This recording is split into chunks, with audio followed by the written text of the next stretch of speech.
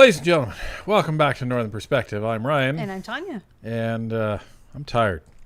You're always tired. I'm very tired. You drove where? Back and forth to Brampton today? Markham. Markham. Oh, even further. Yeah. Mm. But we'll talk about that in a minute. But I have a new hat. So, ladies and gentlemen, everyone kept asking me, get a new hat, or are you going to get a new hat, or somewhere in between. And I ended up leaving Calgary with not one, not two, but 3 hats. So I only planned to leave with one. And we were white-hatted, as we said before. But before I knew we were going to be white-hatted, I ended up buying this hat. So figured I would break it out because you're going to see it on one of the upcoming interviews, probably this week, with Mr. John Barlow, who's the Shadow Minister for Agriculture. So figured I'd break it out here. I have not been out in the sun for a long time. This is how the hat was made, how it looks, and it fits my head. So good stuff. That's important, yeah. Because when Ryan got white-hatted, the hat did not fit his head. No. Someone guessed my head was a medium. And like my son, my hat is not a medium. It is you both have gigantic fat heads. head. Right? That was the funny thing when Vincent was growing up. His head was in the 95th percentile of size. So he was way at the top, pushing the limits of human cranial circumference. Yeah, so. I'm surprised I didn't need a C-section. So... well, at least, anyway, we won't get into that. Before we get anything else, let's get into house rules, folks. Same 3 rules as always. Number 1, please respect each other and the show. That means everybody in the chat and everybody on screen. That also includes our moderators. This evening we have Randy, who is collecting questions, and Barnaby is going to be joining us a little bit later. So if you have questions tonight for the Q&A portion of the show, you can tag at Randy from Northern Perspective, and he will collect your questions and pass them up. All right! Number 2 is no selling, soliciting, or spamming in the chat. And number 3 is please do not use profanity. If you can't say it in Parliament, please don't say it in the chat. How dare you! I'm going to be pretty meme happy tonight, probably, just so you know. Memes help me. They're like a medication that you only use sparingly. But it's like when I have NPC energy and I only want to speak in memes. Actually, when I used to work in the I'll say the private sector, I would find it very amusing when I was speaking to my peers. I wouldn't speak to employees this way, but if I was having an interesting day and someone would send me an email that just hit me a certain way, I would just respond with a meme. I think I've spoken memes before people actually knew what memes were. What memes were. But then I would get oh so happy when someone started speaking memes back. So it wasn't, in chat. It was an email. So you just send a picture and then off it would go.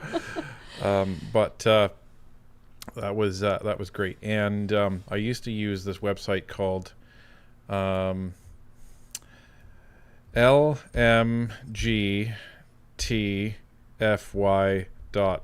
Does it still exist? No, don't go there. Well, hold on. I think it does. Well, it doesn't have a security certificate. All right, so don't do that.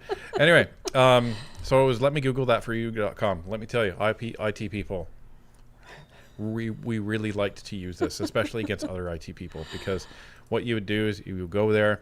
I know this has nothing to do with politics, but it's Sunday. It's my show. So you would go there, and it looks exactly like Google, and you would enter in what you're Googling, and then it would save that as like an animation, a link. Yeah. And then what you would do is you would send that to somebody, because they would be asking you, like when an IT person says, how do you reboot this server, or how do you install Excel, or something. If they're asking to install Excel, they're not an IT person, but you get what I mean.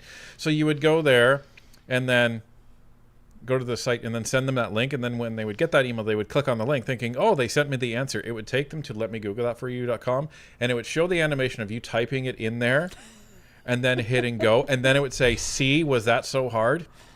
So it was a great way of throwing shade at an IT person, but it would still bring them the Google results too. It was great. The 2010s was a great era. So Rebusadis and others in the chat are going to know exactly what I'm talking about, and probably still use something similar today. Anyway, folks, are we going to get to politics tonight? Chances are near zero. No. No. Come on, Oppenheimer. That's why everybody's here. Let's go. Let's do it. Anyway.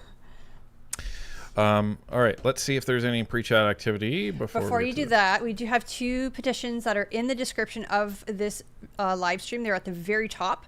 The first one is for asking Ottawa to pause and review arrangements allowing foreign mariners to work in Canada and protect Canadian wages, jobs, training, and marine sovereignty. That's the first one. And then the second one is a petition that calls on Ottawa to review the Online News Act, whether or not it's working, which we know it's not, and to negotiate with Meta to get news back on Facebook, because the whole reason that news is not on Facebook, that you can't post, for example, a National Post article on Facebook, is because of Bill C-18. So that is what this petition is for. If either of those sound good to you, make sure you sign them. There we go. All right, let's go to pre-chat. So we have Woofers SS for $5. Thank you very much. Wouldn't be surprised your jaw made an impression in the floor during his premier's presser on Friday. It was something else. Let me just say that.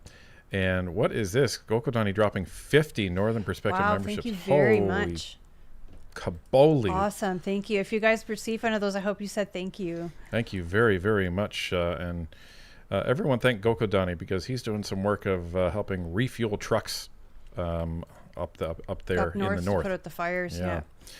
Anubis Hentai Hades member for 13 months. Deadpool 4 confirmed. PM's hat comment equals Idiot King 2.0. That was just such a dumb thing to say. Like, he would have garnered so much more respect had he said, I was mistaken. Or even if he said, yeah, I lied. I didn't want to admit it because it was just that bad. I just imagine his hat looking down at him saying... He has no idea what he is talking about. Well, and we made that Simpsons meme about it, which... I absolutely loved. I'm sure everybody has seen the Simpsons memes. So if you haven't, check out our Facebook and our X. It was originally just Mark Carney, and it just said, Saloon. Brookfield Saloon. Oh, no, it said Saloon, and then you changed it to Brookfield Saloon. Saloon. I added the Brookfield Saloon, and I also put Justin Trudeau and Katy Perry drunk in the back. So I thought that was a great touch. Good times. And Gokodani for $5. Someone I know got an awesome raise. Oh, congratulations. Excellent. Wow. Thought I'd share with NP Nation. Cheers. Ladies and gentlemen, Awesome. The Canadian spirit is definitely still alive and well in Canada. Thank you very much. You know what? Well deserved for what you're doing right now. So thank you very, very much. You and all the other folks that are the support and ground crew for these planes that are delivering this much needed water to these much needed fire areas. So Lady Loves Cats, great to see you for $20. Hello, NP Nation. Happy Sunday. Yep. The Lady of Cats is still around. Awesome. Been quiet, but pretty much always there. Still sporting my NP gear every day and loving it apart from all the traveling. How's your summer so far? Cheers. It's been busy. Yeah, very, very busy. So the first 3 weeks of July, we've been traveling. And then as soon as we got home, I'm like, okay, there's all these projects that need doing. So I've been tackling those and keeping Vincent occupied, and Ryan's been doing the channel. Guess what I'm not doing? Yeah. But this is why we're only going to be putting out probably one video a day. Just there's a lot of work that needs doing around here. Well, and we need to catch our breath a little bit while working on 2 projects, one of them being extremely major, which is going to be announced probably in the next month or so. So stay tuned for that, folks. But it's although it's been busy, it has been phenomenal meeting everybody. And that'll take us into the first bit of our content tonight. But it's been great, and we really appreciate all the folks that are driving all over from wherever they are to come to the events that we're arranging with the folks around the country. And met a gentleman today from Toronto, and he was just saying, thanks for coming out and doing the stuff that that really helps behind the scenes. Well, and I told him, I said, well, we're finding that a lot of the stuff that we do off camera is in some cases more important than some of the stuff that we do on camera. So, but and that reminds me, I did want to say a special thank you to Leah Ann, who I believe you met in the south of Nova Scotia, and she wrote us a little note, and I won't read it on air because it's private, but just thank you very much. It was very sweet, and it really, really made our night. The physical super chats, if you will, like the notes that people give us, we don't toss them out. We keep them. And they're really, really important. So thank you very much for doing that. Jessica Van Luke for $7. No way is Chow's stepson running in the Beaches York by-election. Is that our stepson, or I don't know. I don't as keep NDP or as Liberal? Because Liberal. I know that Carney appointed all the Liberals. He didn't appoint the Beaches one. Oh no. We're going to be talking about that. Oh. So, okay, I'm misinformed. He may as well have, but let's just be honest here. But I don't know. I don't know if that's his stepson or her stepson or not, because anyway, we'll get to it. And Jacob Van Luke for $2.79. The black hat was better. I think they both look nice. I think it depends on what you're wearing. Yes. So I think everybody's just used to the black hat. The white hat looks actually really good, but you don't really care for straw hats. Well, it looks nice. Like, I'll show you the white hat. We've got like the hat pile on this side of the room.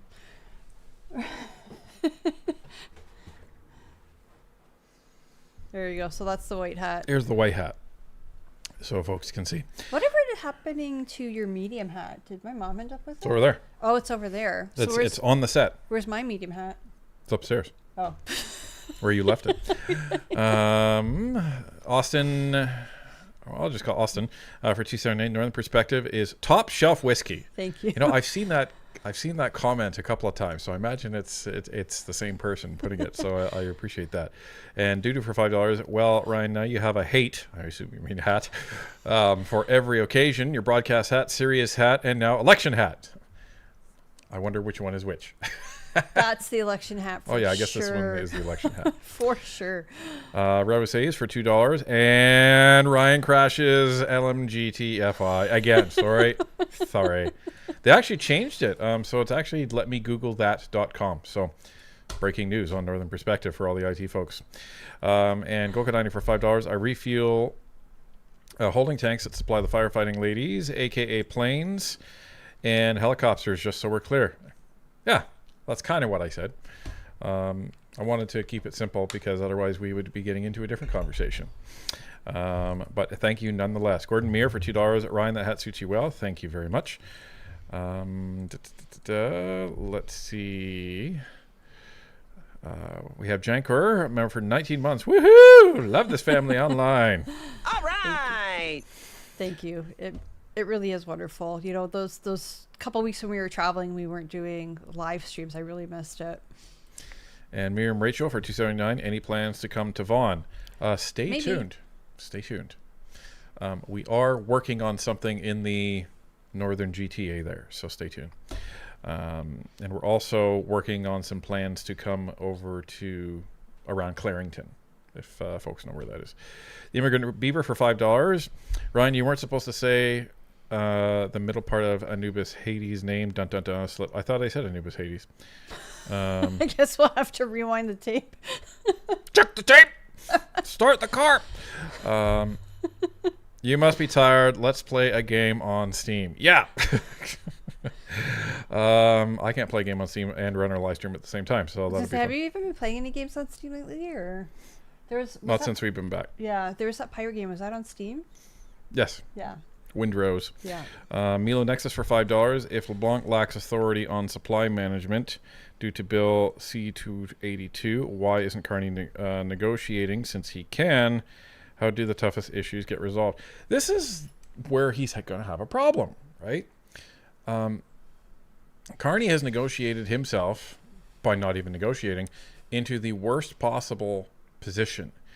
So within 27 days, he either has to respond aggressively to Trump, which is going to tick off the premiers that don't want him to, which is about half of them, or he has to do nothing against Trump, which is going to tick off the other half of the MPs, which is, as I said, or he has to try and rush to get a deal, which is not going to be a good deal.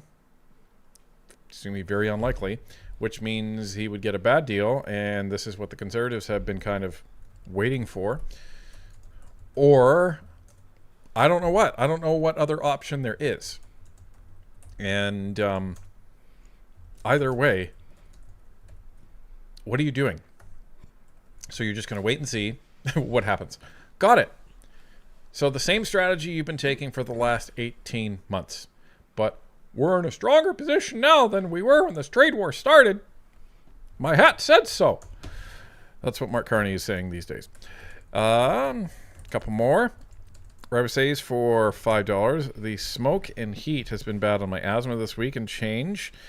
I have family that is in the may need to evacuate list for the 59 Creek fire in BC. Oof. Yeah, there's some there's one town out in BC that is actually starting to be surrounded by the fire. So I hope everybody's gone. And it's approaching a couple of other ones. So, wherever you are, just please stay safe. And we have Davivili for $7.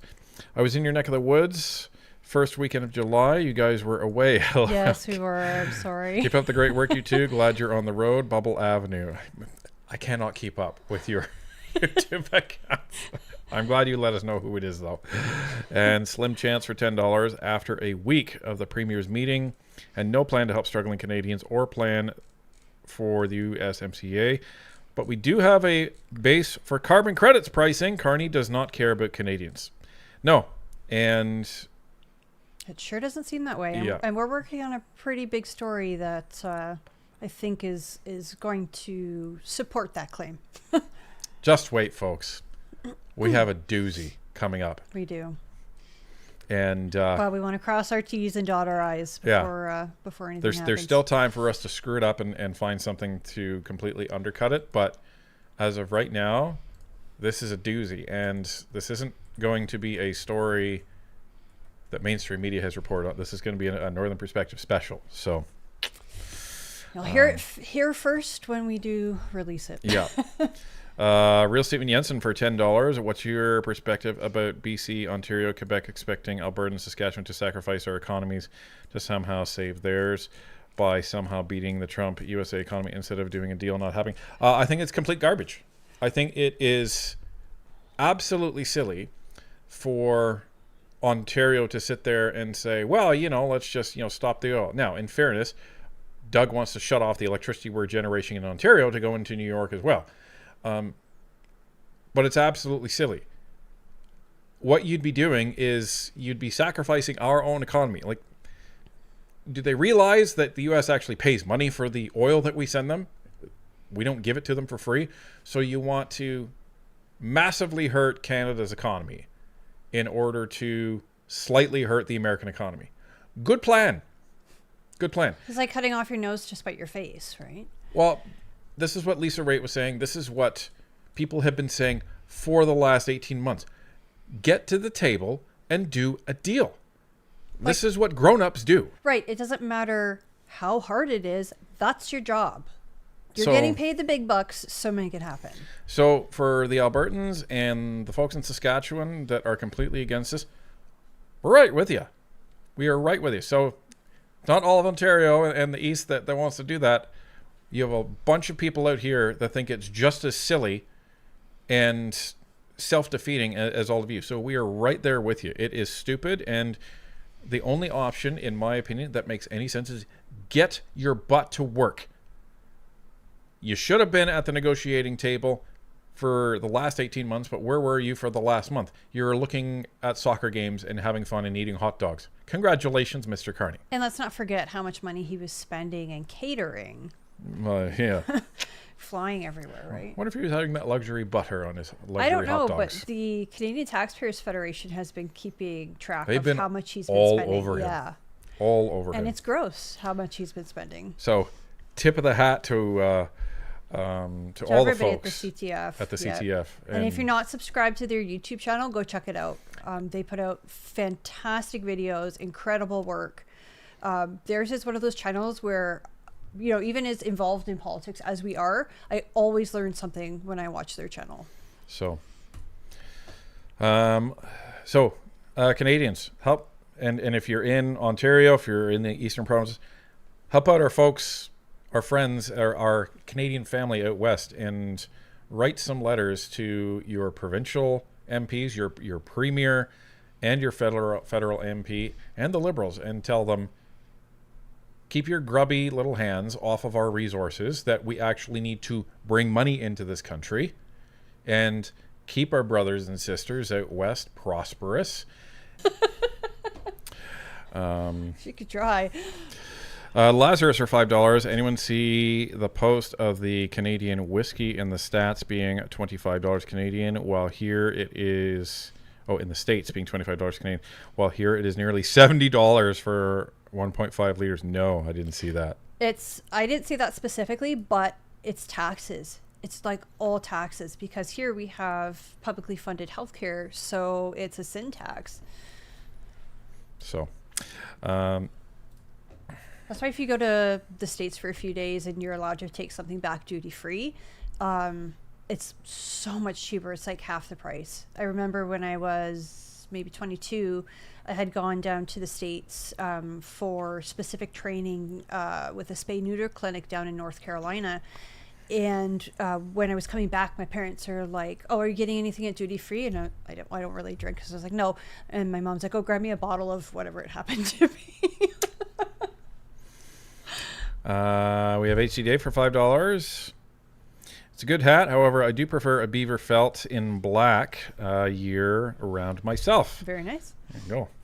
And we have Carol Riom. Great to see her for $5. Did you ever imagine? No. I don't need to read the rest of it. Not only attending, but becoming part of the barbecue circuit. Yeah, so I was right. No. Or becoming a hat collector. No, like none of it. I never imagined becoming a stop on the barbecue circuit during the Calgary Stampede. Yeah, never in our wildest dreams ever. I think it's just so incredible that, you know, all of us are here from across the country. Some folks, we even have expats from places like Germany and Japan and the Philippines. Just so many people who love their country and want to see things better. And I think together we can achieve it. The only time I ever expected a bunch of people to fill a room and eat food while watching me was at my wedding. That was the only time that I would have expected that to happen. And even then. So outside of that, no, not at all. Irish Miss for $10. Someone needs to ask Carney why he is so generous with our taxpayers' money all over the globe, but refuses to help his own starving homeless people. It's blatant, and he should have to answer. I don't disagree with you. I think that is a very, very fair question to our Prime Minister. Absolutely. Because he said he's either looking to or has signed a energy deal with, you guessed it, Ukraine. And it's not really an energy deal. We're just going to give them $700 million like a year, something like that, so they can purchase natural gas. So it's a money deal. Why aren't we just giving them the natural gas? Well, it's because we don't really have terminals and infrastructure and pipelines to be able to do that all. Well, then, I mean, is that not part of nation building or whatever he's calling it? Why don't you build those things and then create Canadian jobs, and then instead of giving another country tax dollars, be like, hey, here's so much natural gas that we'll give to you free of charge because you're struggling or whatever. And at least Canadians would have had jobs and made money along Right. the way. It's not really coming off of the tax dollars. It's creating jobs and creating infrastructure and creating things that build our economy. Like, Well, that's the that's thing. the smart way to do it. Like, I think Canadians would mind less. We would still mind. We would mind less if we weren't just giving away money. But if Canadians were actually benefiting along the way in terms of the product that ended up getting given away. So if we were making our ammunition in Canada, for example, and we were giving that to the Ukraine, at least in the process of that, you would have Canadians earning money and putting food on the table. At least. But no, we're just going to give you money. Doesn't really help Canadians. But that's the liberal way, right? Throw money at our problems and hope they go away. Yeah. So. You sure about that? Right. Okay. So we'll do a couple more. Jessica Van Luke for 279. Leighton might run for that seat for the NDP. Oh, that's interesting. And 007 must die, and it has a cute puppy? little dog. That's funny. For $10. Hello from Saskatchewan, Will and Stacy. Hello, Will and Stacy. Welcome to the show. And Reva says for $2, Ryan, that's a really nice hat. I don't know if that's sarcasm or not. You didn't bring your sarcasm sign with you. And Tats are me for 20. I have to say that very carefully. For $28. Thank you very, very much. Sorry to have missed you in Calgary. Perhaps next year in Edmonton. Many attractions there. We've heard. Yes, we have heard. We were actually going to go to Edmonton, and it just didn't happen, unfortunately. I guess it's probably a 3.5 hour drive each way. Yeah. Yeah. And in talking to Tanya's cousin, one time he actually mistakenly drove halfway from Edmonton to Calgary and got turned around and drove all the way back to Edmonton mistakenly because it looked the exact same. And then he was like, oh, man. I don't know if he'd had any of the bubbly beforehand or Well, not. let's hope not, because he was driving. And he was obviously not using a GPS. So, Spark Spice for $10. Hello, NP Nation. I have been taking a break from politics and watching video gaming on Twitch, and I have decided to become a streamer myself. Awesome. Could I email you guys for some advice? You inspired me. Sure, we can give you a few tips. It's a little different, I imagined, when you're streaming on Twitch and playing games, but sure, we'll answer any questions that you have. The Immigrant Beaver for $2. I checked the tape. You did. Oh, LOL. What's your Steam ID? I don't give away my Steam ID. I don't even know it off the top of my head, so I couldn't give it to you anyway. So, Not that you have time for video games these days, unfortunately. no, unfortunately, and most of the ones that I have are single player, so that I can stop them anytime. Right, because, I mean, if Vincent needs something, then it's good to be able to hit pause. Right? Or if something happens, and I'm like, oh, gotta reduce research now. Let's see. These are some great super chats, folks. Okay, I'll do a couple more, and then we'll get into it. We have Tiny for $5. They need to keep Trump as the boogeyman, keep everybody's mind on Trump and not the economy. That seems to be the idea. 100%. Van Guitars, member for 19 months, hoping the rhetoric in the CPC camp settles soon. Honestly, I think the Liberals and or the NDP and or the PPC are using anything that they can to try to make the Conservatives and or Pierre look bad. I mean, we regularly talk to folks in the party. We regularly talk to MPs, and there's nothing going on within the party. It's just, you know, if the other parties see a hole, you know, they poke at it and they make it bigger and they make it bigger. And the problem is the mainstream media goes right along with it. Yep. But from what we're seeing, there's no discontent within the party. You have a very, very small group of individuals, primarily on X, that are just, again, saying garbage, talking nonsense, making up stuff, stretching the truth, trying to make Pierre or the Conservatives look bad. Well, in a time where Mark Carney is losing and losing and losing and losing and losing, and he is really not looking good right now. So they are trying to distract as much as possible because Mark Carney is not doing good. He's not doing good at all. And despite all of that, folks, the polls are still slowly moving down for the Liberals. So that's the nice thing. That what that says is Canadians are starting to recognize the noise, and you can only cry wolf so many times. Well, and I think that's what politics is a lot of. It's just a lot of noise. And even our job is to kind of sift through it and be like, okay, so what's an actual factual story and what's just nonsense, you know? Well, and this is the interesting thing you learn when, ironically, when you're in IT, because one of the things that organizations get irritated with IT about is the amount of communication that IT sends, because we're constantly communicating about everything. Oh, there's a change coming. There's an outage coming. There's a maintenance window coming. Oh, we restored service. Hey, by the way, there's this new feature. Hey, by the way, there's this. Please don't do this. Hey, it's cybersecurity month. Like, it's just constant. And what ends up happening is people stop paying attention to it, and they create Outlook rules, and then they complain to us and like, I wasn't notified there's an outage. Actually, there is. Well, you didn't tell me. Well, we did. No, you didn't. Here, go to your junk folder. Your junk folder. Oh, go to your trash. There it is. Go to your rules. Yeah, see, you made a rule, so don't even start. Well, it's the same thing with those Amber Alerts. At least here in Ontario, we get them. I don't know if they're countrywide or not, but your phone just starts like blaring at all hours of the night for an Amber Alert. And a lot of people just ignore them now because it was at least so often.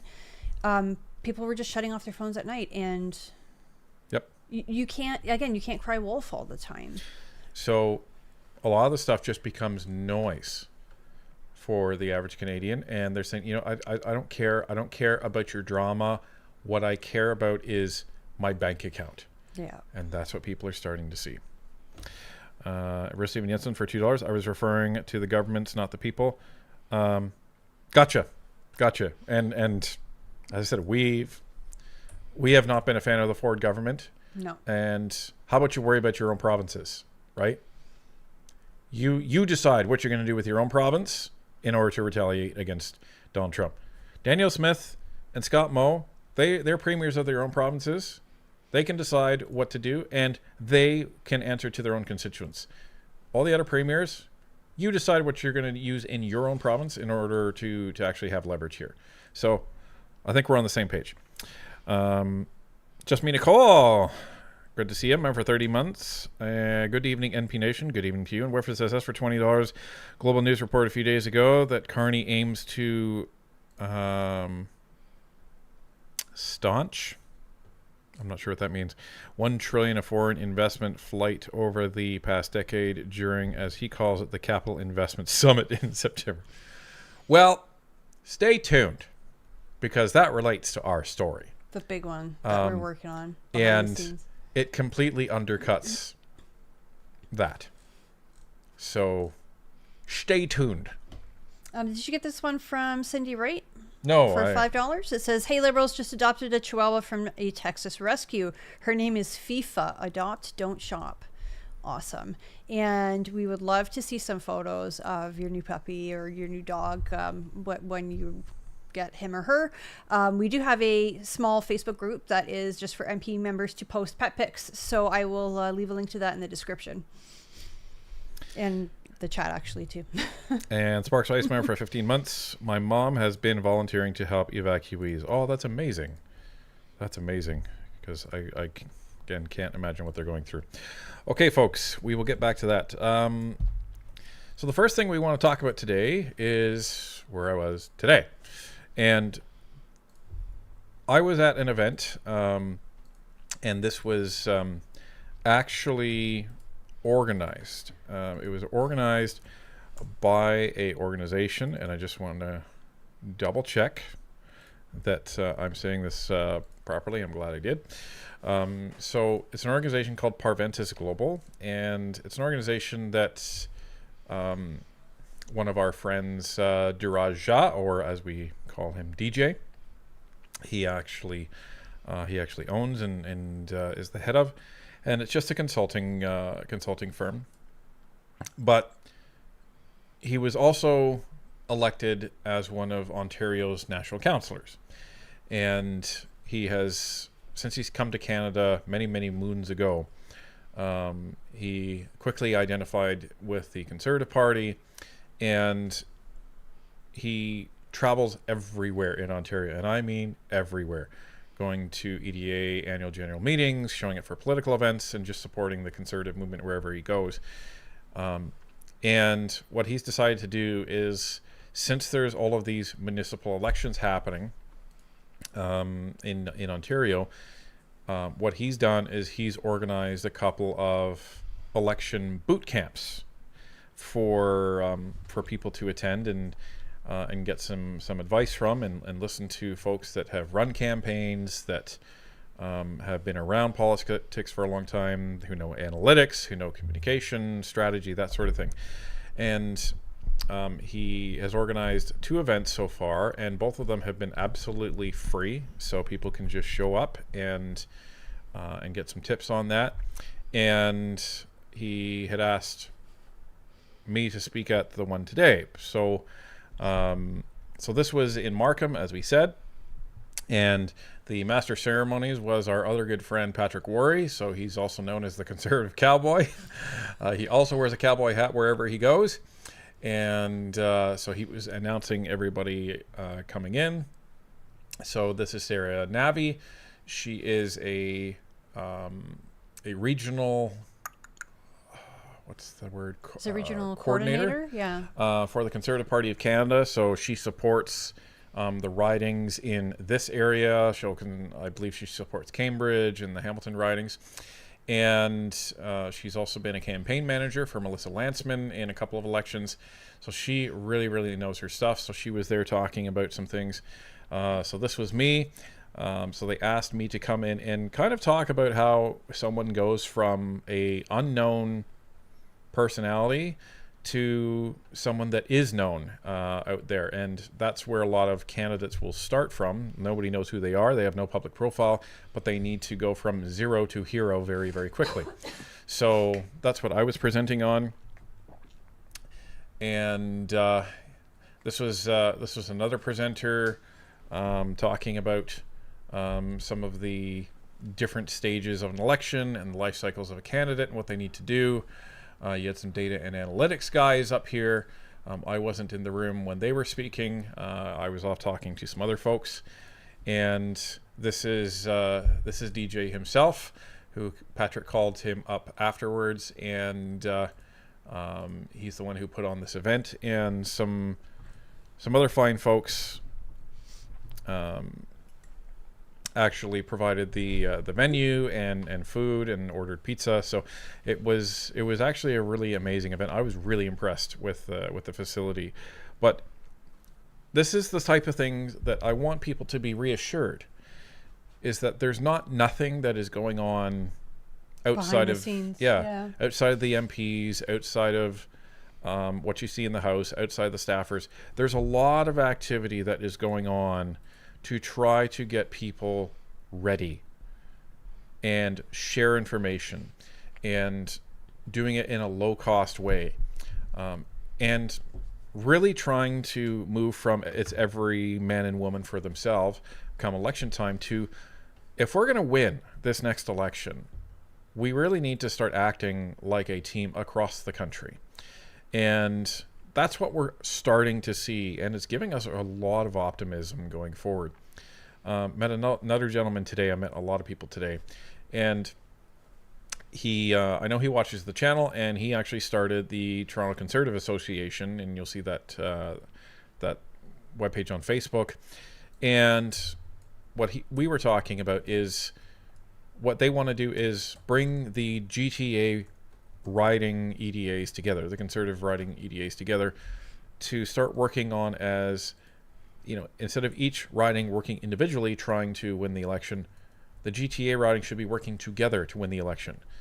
And this is what I said to him. I said, I really like that because, and this is the weird thing, unfortunately, some of the GTA ridings will have to acknowledge that, we may not win a seat in the next election, but maybe that's not our goal in the next election. Maybe our goal is to ensure that we win enough of the GTA ridings that we win the election as a whole. So it's sometimes you lose the battle in order to win the war. And we need to win this war, that's for sure. So it's really, really encouraging to see individuals, right? Remember, we keep saying, people say, I'm just one person. Well, these are just one, all these people are one person. And they're stepping up and they're doing something that they see that, I can do this. And it will have an impact. So there's a lot of this stuff going on behind the scenes. And that makes me extremely optimistic moving into whenever the next general election is. And the fact that we're starting now, we're not starting 2 months before we think there's going to be an election, or a month before we think there's going to be an election. Or when the writ drops. Or when the writ drops, or 2 weeks after the writ drops, Yeah. or 6 months before. We're starting now. Yeah. And that's what we've been hammering home, is the campaign for the next election has already begun. What are we doing to prepare? So I love it, and I hope it continues, and I hope there becomes more of an appetite for this, because we need to train people up. Let's get ready. Let's get ready way ahead of the Liberals and hit the ground running. And that way, when the writ does drop, we're not scrambling. We're doing this. Okay, let's get to work, because I already have everything in place. We have all our candidates. We have our campaign teams. We have our volunteers. We have our funds. We have our plan. We have our maps. We have our data. Let's get it done. So I was really really encouraged by that. So that's what I was doing today. So shout out to Duraja and Parventus Global. He also said if there's any candidates out there that you're running in a municipal campaign like across Ontario, you have questions, you're feeling kind of lost, your campaign team is feeling kind of lost, he says contact them. So look them up, contact them, and they're happy to answer any questions, because they understand that we need strong conservative candidates and strong conservative minded people at the municipal level, despite it not being a party system. Because we need a strong conservative presence at every level of government. We sure do. I mean, look at what's happened to Hamilton with, former NDP leader Andrew Horvath at the wheel as mayor, right? I mean, the city, unfortunately, has a lot of issues. I was going to ask you, did they have a website? Do you know of? Yeah, I'm pretty sure they do. I'm just going to look this up. So, yeah, so it's just parventusglobal.com. So there we go. Okay, you want to throw that in the chat? And then I'll put it in the description sure. later? Sure. Okay. And for the liberal trolls that are coming in chat, thank you for the reviews and thank you for the ad revenue. We really appreciate it. Thank you. Helps the algorithm. It sure does. While you're here, could you like the stream for us?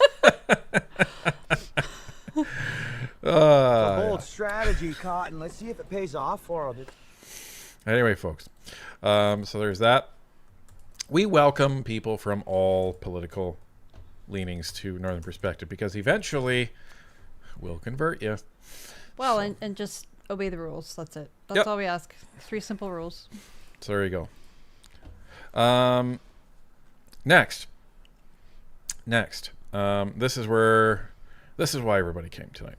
Well, it's one of the reasons why everybody came tonight. I want to make sure that I am going. So everybody came to see the cats. Sure. Proxy was actually in here like right before the stream started, but I don't know, for whatever reason she just doesn't jump up on the desk. I didn't hit enter over there. Oh well. Do you need me to go ahead and enter over there? That's fine. It's fine. We'll wing it. Ladies and gentlemen, 3 by-elections are coming. I am not intentionally speaking like William Shatner.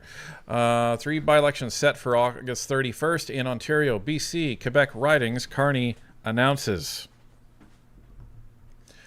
Prime Minister Mark Carney is hoping to shore up his government's slim majority by calling 3 by-elections before the House of Commons resumes this fall, including a Quebec seat that the Liberals will seek to flip from the Conservatives. In a news release Sunday, the Prime Minister announced that by-elections will be held August 31st in the British Columbia riding of North Vancouver-Capilano, the Toronto seat of Beaches East York, and Chicoutimi-Lafjord in Quebec's Saguenay region. With another 4 seats already or soon to be vacated, several held by opposition MPs, the by-elections could widen the Liberals' majority heading into the fall sitting of Parliament. Tell me this article isn't biased without telling me this article isn't biased. Oh wait, it is biased. Just wait, it gets worse.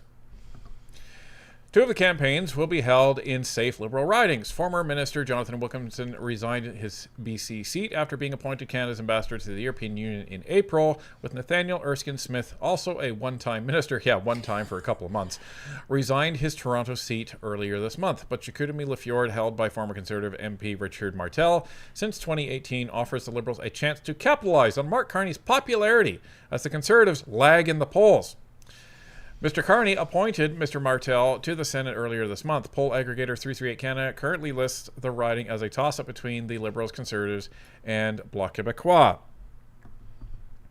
Chicoutimi-Lafjord, a heavily francophone riding that includes part of the city of Saguenay, has changed allegiances several times over the last 2 decades. It was held by the Bloc from 2004 to 2011, but voted NDP during the Orange Wave and flipped to the Liberals in 2015. Mr. Martel, a well-known hockey coach, was recruited by the Conservatives as a star candidate and claimed the riding in a 2018 by-election. A Liberal win there would signal the party's strength in Quebec, despite Mr. Carney's wobbly French and occasional missteps that have appeared, quote-unquote, out of touch with the province, Mr. Grenier said. Quote, "It's not a Montreal riding, it's not a suburban riding, it's a very francophone nationalist kind of seat," end quote. He added it would be, quote-unquote, another blow to Conservative leader Pierre Poilievre, who has lost 4 MPs who've crossed the floor to join the Liberals since last fall. In April, Mr. Carney secured a majority government when the Liberals swept 3 by-elections, including a tight race in Terrebonne, a suburb of Montreal that had been a Bloc Québécois stronghold. Timeout. We at least say that we're biased on the tin.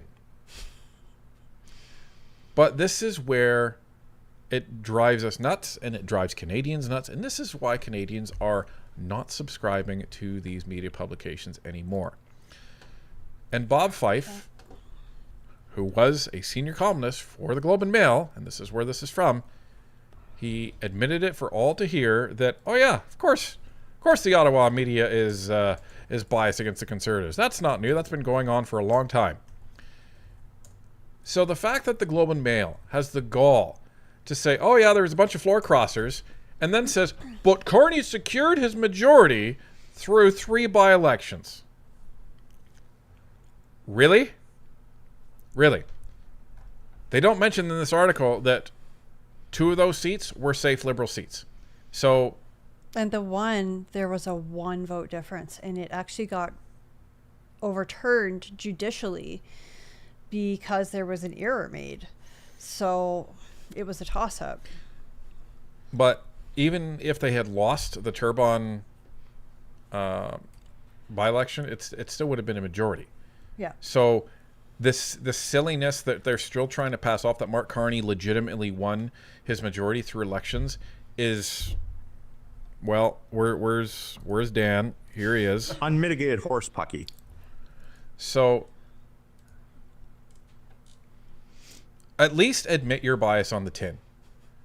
But, you know, we never talk about the fact that Mr. Carney is losing his MPs, that they're resigning, that they're leaving, that they're going off to different things. And we're not talking about the fact that Mr. Carney's caucus isn't happy with him and how he conducts himself. But let's just keep talking about Pierre Poilievre and the Conservatives. You know, because he made a joke at a dinner regarding Corey Tonight. Right?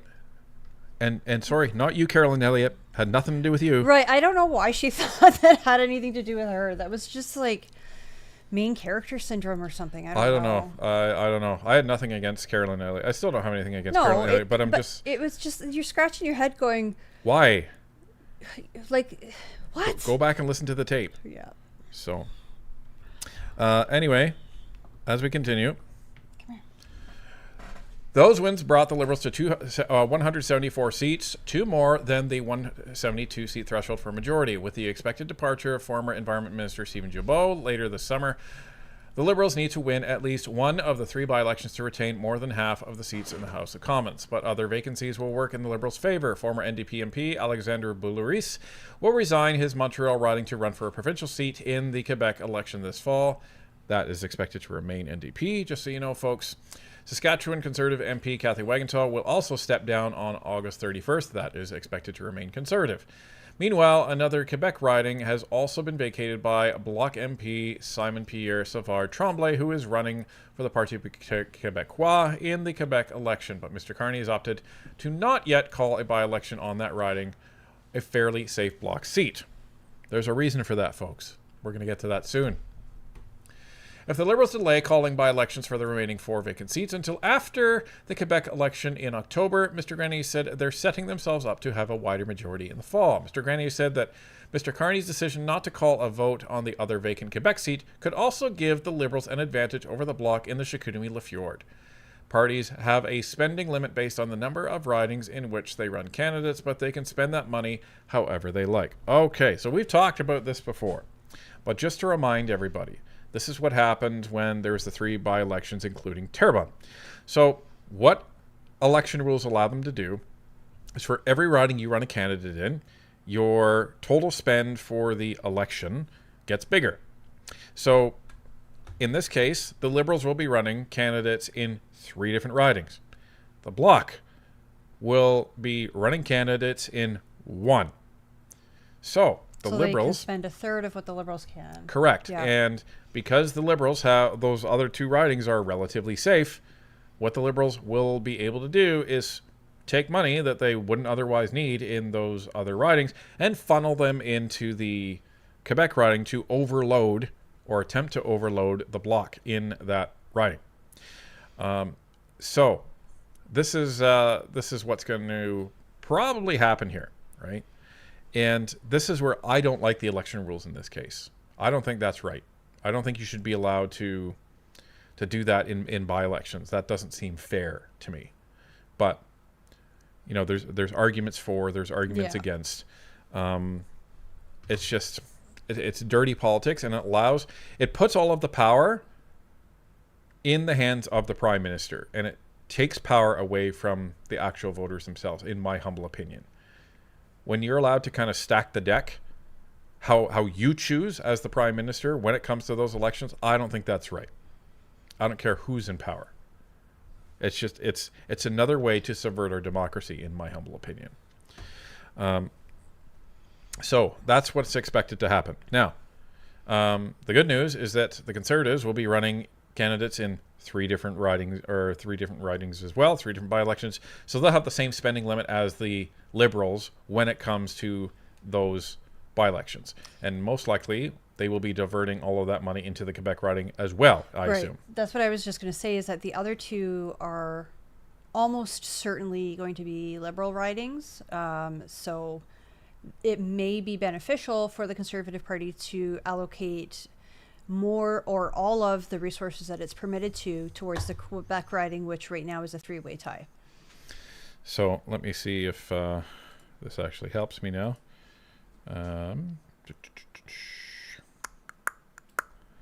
Hooray. You're welcome.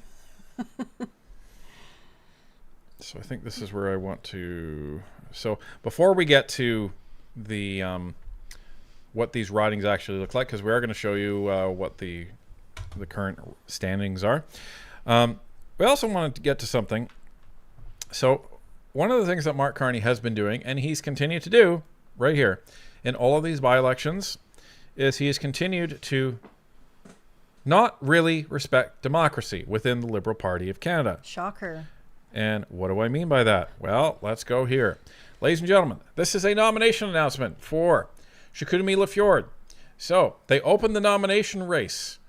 So candidates can run against each other to see who's going to be the Liberal candidate for the riding of Chicoutimi-Lafleur.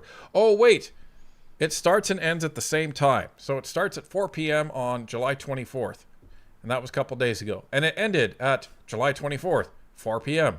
What does that mean? It means there was no race. There was an appointment done.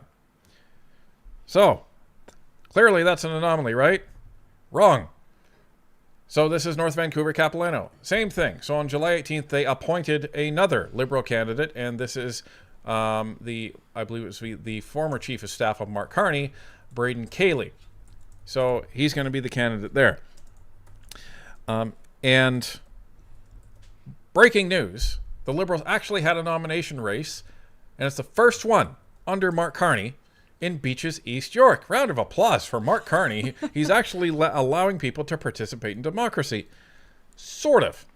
So Tanveer Shanawaz wins nomination for federal Liberals in Beaches, East York. So I say kind of because the nomination race was 9 days.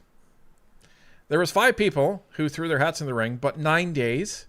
That's ridiculous. The Conservative one has to be a minimum of 3 weeks, if I'm not mistaken. I think it's even technically longer than that. Yeah, maybe. But it's in our constitution or whatever it's called. So when it comes to the Conservatives, you have to be a member for 30 days in order to actually vote for somebody. So this type of nomination race doesn't really make a lot of sense to me because it prevents these candidates from going out and signing people up as new members of the Liberal Party and effectively recruiting voters to their side. So what you would typically expect to happen is the nomination race is announced. You know it's going to be over 30 days until the actual vote on when the EDA is going to be voting on who the Liberal candidate will actually be successful. So you would spend all that time doing a membership drive, trying to get people to sign memberships and buy memberships, and then ideally they all come to the nomination event and then vote for you after you give your final pitch. Now, keep in mind that Liberal memberships, there's no charge. There's I believe it's a $15 charge for 1 year of a Conservative membership, but there is no charge for Liberal or NDP to my knowledge. And also, it's the party that sets the rules for their nomination races, because this is not an election. Like, this is not the general election where everybody goes and votes for their MP. This is like internal party dynamics. So they are permitted to set the rules however they like. Right. They could say, if they wanted to, they could say, you know, your cats, like Pixel, could vote if they if they wanted to, and that would be technically fine. So, ladies and gentlemen, Beaches East York. This is how this looks today. So, Beaches East York is probably going to be safe, right? Now, there's some very encouraging numbers in here, and where are they? The NDP. So the NDP is starting to make a comeback, folks. So they've actually jumped up 9 points. And that has dragged the Liberal vote share down 5%. Now, 5% is significant. And the rest of the NDP came from elsewhere. So you have the NDP actually making a significant gain in Beaches East York. So although the Liberals are going to win the seat, we're interested to see how the NDP actually does. If the NDP gets close to 22%, ladies and gentlemen, that's a very positive sign. What that means is that in a general election, we would expect to see the normal vote split that we would typically see. And that means the left is going to be split into two. And that's good news for the Conservatives. Right, because I mean, in years past, mid-30s, high 30s, even low 40s has been a majority for the Conservatives. Right. And the reason it wasn't this time, or one of the reasons I should say, is because they obliterated the NDP. Exactly. Well, I mean, Jagmeet Singh did it to his own party, and the worst part is he didn't even care. Yeah. Or at least that's the impression he gave. Yeah, he decided, let's sign an agreement with the Liberals, but then act like we still have an agreement with the Liberals, and then I'm going to announce that I ripped up the agreement. Yeah, and my platform is healthcare, and vote for me because of healthcare. So bold strategy, Cotton. Let's see if it pays off for him. It did not pay off for him. Spoiler alert. Anyway, North Vancouver Capilano. So, This is where you see here, and again, some good news here. You see the NDP gaining some support back, so that's some good news. Not really that much of a surprise here, but we are interested to see how far the NDP actually chew into this. And this is Chicoutimi Lafjord. So this is what you see. This is the way the polls are now. So they are 32% for the Bloc, 31% for Liberals, and 30% for the CPC. Now, in the article, they're trying to make it seem like, oh, well, the Liberals are coming, the Liberals are coming. But what they don't say is that the trend in the polls, and we've shown this to you before this week, the trend in the polls is actually trending down overall across Canada for the Liberals. So, takes a little bit of journalism, Globe and Mail, so we did it for you. So this is how things looked a few months ago in the same riding. So you had, back in March, the Liberals were actually up to 33%. So they were leading all three parties here. So again, this is how things look today. So they're actually losing ground in Quebec. Meanwhile, the Liberals or the Globe and Mail is trying to say, well, they're gaining strength in Quebec. They're losing strength in this riding, if you want to believe the aggregate polls. So I'm interested less in who wins the seats here. I still want the Conservatives to actually retain that seat, obviously. And if the Conservatives can't have it, I would want the Bloc to take it. But I'm more interested in where are the polls and where are the results right now? And how are the NDP doing? The NDP, according to the aggregate, and we've seen that, they're on an upward climb. That is good news. It's good news for the next election, and it's good news for splitting off the progressive vote from the Liberal Party and bringing it over to the NDP. Well, and what's going to be very interesting about these three by-elections is that we'll be able to compare what the results are in terms of numbers. Now, by-elections are always fewer people come out to by-elections than they do the general election, generally speaking.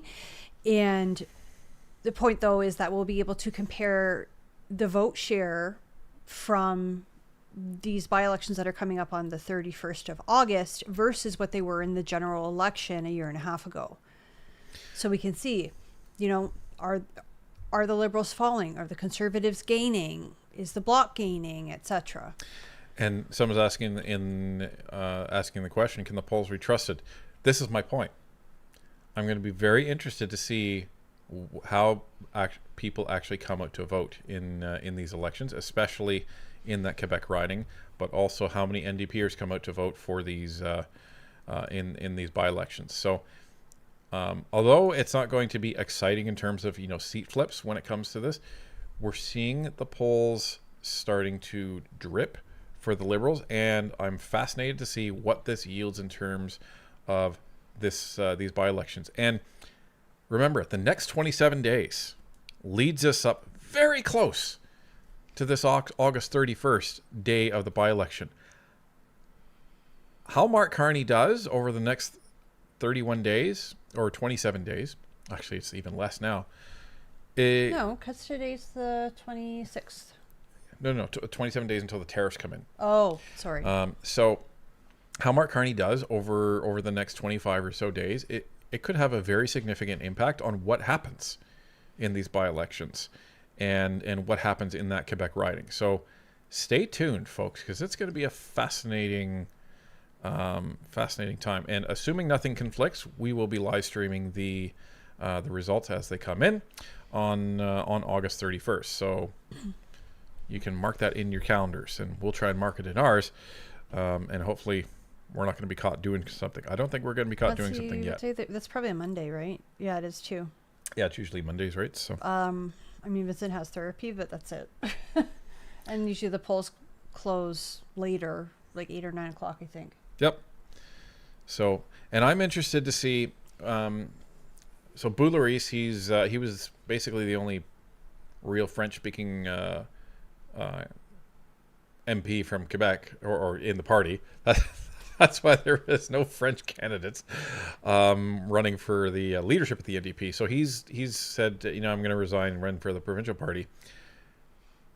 It's still slated to be leaning pretty good NDP. I wonder if Avi is practicing his butt off when it comes to French. Because if he could do it, I would suggest, like, if he's good enough with his French, make yourself the candidate and get your butt in Parliament. That would dramatically increase the profile of the NDP. He gets a salary. He doesn't have to do, hang out in Ottawa like, the homeless guy in front of the in front of the press conference area. So he needs to get a seat. So if he's comfortable enough in his French, maybe that's the way you get it. You end up representing a Quebec riding, but it's on the opposite side of the country from where his home is. We'll see what happens. Anyway, folks, so we'll see what happens. And I think it's going to yield a very interesting glimpse into the current state of Canadian politics and just how far the NDP has come from bottoming out in the 2025 federal election. Now, our next story is going to be fairly quick, but it's very, very important. Here it is. Canadian intern at NATO military HQ is arrested on suspicion of spying. Now, we discovered this a couple days ago. We're actually going to save it for this week, but we saw that it started making its way on X, so we decided to cover it tonight. So this is originally from the New York Times. The authorities in Belgium did not name the country that the intern, a woman of Chinese origin, is suspected of spying on. Spying for. No, this is not satire. That's actually how that was written, folks. The authorities in Belgium said on Saturday that a Canadian intern at the North Atlantic Treaty Organization, that's NATO, military headquarters had been arrested on suspicion of spying for another country. The Belgian Federal Prosecutor's Office said the woman was, quote, of Chinese origin, end quote, and was arrested on Friday. Quote, she's suspected of spying on behalf of a third country and of being a member of a criminal organization, end quote, it said in a statement, which it did not identify the country or the criminal organization. The intern was first flagged by the security services at the Supreme Headquarters Allied Powers Europe, or SHAPE, which is near Mons, Belgium. The case was then referred to Belgian intelligence and a police investigation was launched, the Federal Prosecutor's Office said. That investigation led to searches of the woman's home and place of work on Thursday, and a judge decided to place her under arrest on Friday, the prosecutor's office said, adding in its statement that it would not comment further on the case. Canada's Foreign Ministry and the Canadian Embassy in Brussels did not immediately respond to requests for comment on Saturday. SHAPE, which plans and executes NATO's military operations, was cooperating with the Belgian authorities, said Colonel Martin O'Donnell, a SHAPE spokesman. Quote, at this time, there is no indication that NATO or SHAPE operational readiness, command and control arrangements, or ongoing tasks have been adversely affected, end quote, he said in a statement. So, that's concerning. Man, we're doing really well here in Canada. How do we screen these people? Well, we don't. I mean, you and I, okay, so what day did we drive from Nova Scotia? It was last Sunday. So we could go today. We drove from Nova Scotia up through New Brunswick and then to Maine and then back into Canada via Quebec. When we went into the United States, they took our passports and then took photos of all three of us. At least I assume that's what it was, probably for facial recognition. Yeah. I have no idea, to be honest, what it was. They just told us all to look in this camera. That's what they didn't do in Canada. Yeah, and they didn't have anything like that in Canada. I mean, we have the technology. Why are we not doing stuff like this? And how are we letting terrorists in as, Canadian citizens and allowing them to gain citizenship and operate in Canada? It's a joke. Well, and not only that, we have a security pact with China now that nobody's allowed to see the details of? Right. It's ridiculous. Joint agreement on law enforcement. That's great. So, but it's just, it's, you have to laugh when it said, we don't know who she was spying for, but she was of Chinese origin. Or they're just not telling the public. And maybe they're afraid of, I don't know, some sort of reprisal against Chinese Canadians. I have no idea. Well, and if they haven't formally determined who she was spying for, then, you know, they're not going to say who she was spying for, right? So, there could be a number of things, and that's why we don't know. But point being, again, Canada has this security arrangement with China, and then things like this are happening. You know, is it any wonder that our allies are not telling Canada security secrets anymore? well, they don't invite us to the quote-unquote big kids table when it comes to sharing data about espionage. Well, and that's critical because Canada is a net importer of information. We don't have spies out there collecting information. I mean, we do, but not in the way some other countries do. So we rely on these other countries to tell Canada what they've discovered. And we spoke about this, I guess it was over a year now, with the former regional chief for the Pacific region of CSIS, Michel Junot-Katsuya. So we had 2 interviews with him, and you know, these were some of the things that we talked about. Well, and how concerning is it is that we're a net importer of information, and our allies are saying, you know, I don't know if we can trust even giving you anything because because you can't even keep it secret. But this is what's going on, folks. This is what's going on. But, you know, China is the country that we should be in a strategic partnership with. Well, and that's the crazy thing. You know, when Mark Carney was trying to get elected, he told Canadians that they're our biggest security threat. And now that he has a majority, he's telling Canadians that it's okay to, get in bed with them? But don't worry, folks. We have guardrails. Oh, of course. Never mind someone that immigrated from China into Canada was now caught as a spy in a NATO facility. Well, But guardrails. This isn't the first time that something like this has happened. I mean, you had those 2 doctors who were at the Winnipeg lab and took medical samples from that lab and sent them back to China, unauthorized. Now, here's the thing. You may or may not blame the actual people doing the deed, because the way China operates is they make you do stuff with the threat of your family back in China. Yeah. So it's possible, I don't know, it's possible that these doctors were here and they said, you better do this, otherwise your family they may not be your family anymore. Yeah, you might not see them again. So, but the point is that China is a global disruptor. Yeah. And I'm quoting Melanie Jolie, right, from a couple of years ago. And now she's saying, well, we're going into this eyes wide open. Well, guess what? This Chinese spy had their eyes wide open when they were in this NATO facility, when they were arrested. Sorry, I'm going to interrupt and read this super chat now because it's very relevant. It's from EO Saken for $5. It says, I miss hearing about the stories of enemy countries being afraid of our strong military and tactics. 100%. I mean, at the end of, the First World War and the Second World War, Canada was an army to be afraid of. We had the 3rd largest navy on the planet. Think about that. And they were known for their brutality. You know, like our guys were the stormtroopers. Yeah. And the Germans, were terrified of them. And there was something about the Canadians that we were relentless. And because Canadian soldiers knew what was at stake. We were the first paratroopers on the planet, and they called us the Crazy Canucks because we would jump out of airplanes like a bunch of idiots. And, you know, we pioneered that, and we taught the Americans that. All you hear is about the 101 Airborne of the United States military in World War II. We taught them to do it. So, you know, this is what we want to get back to. We want to get some semblance of pride that people actually take us seriously, because nobody takes us seriously anymore. I think everybody actually around the world is just placating Mark Carney so they can come in and steal Canada's lunch money when it comes to the United States.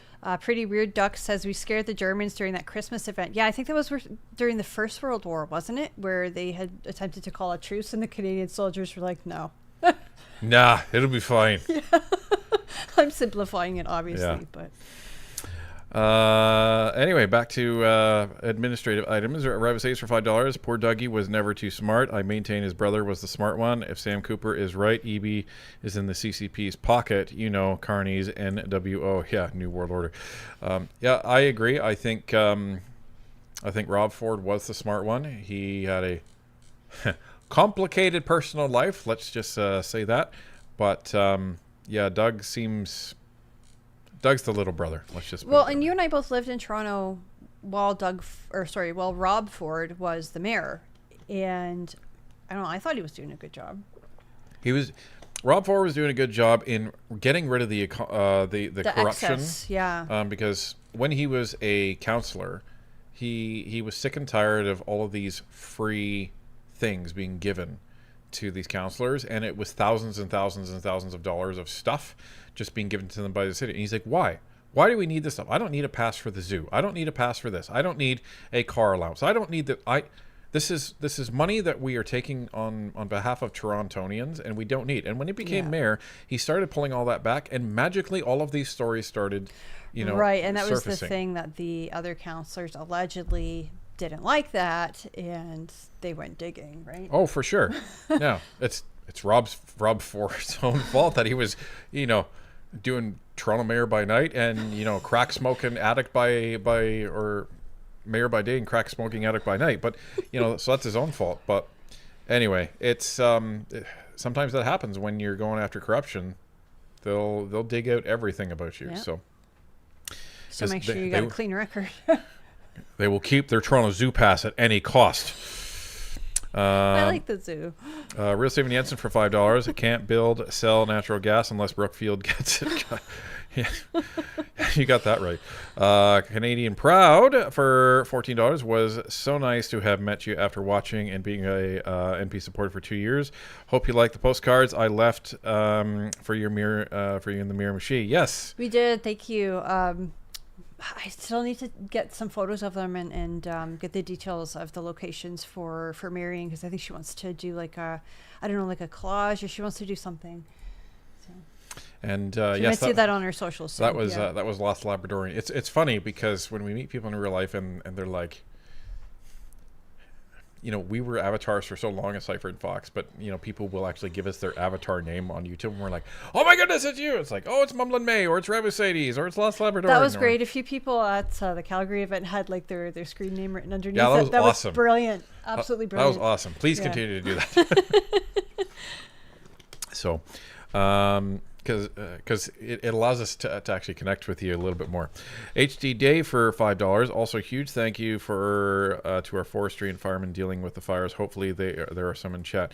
Yeah, honestly, I don't know how they do this. They get dropped into these remote areas. They fight these fires. They're out there for sometimes days, and they're the folks that have to deal with this, and they're the folks that have to clean up this mess because our government will not commit to proper forestry management in this country. And you might see online where people are saying, oh, well, it's a provincial issue. It's not. It's actually provincial and federal.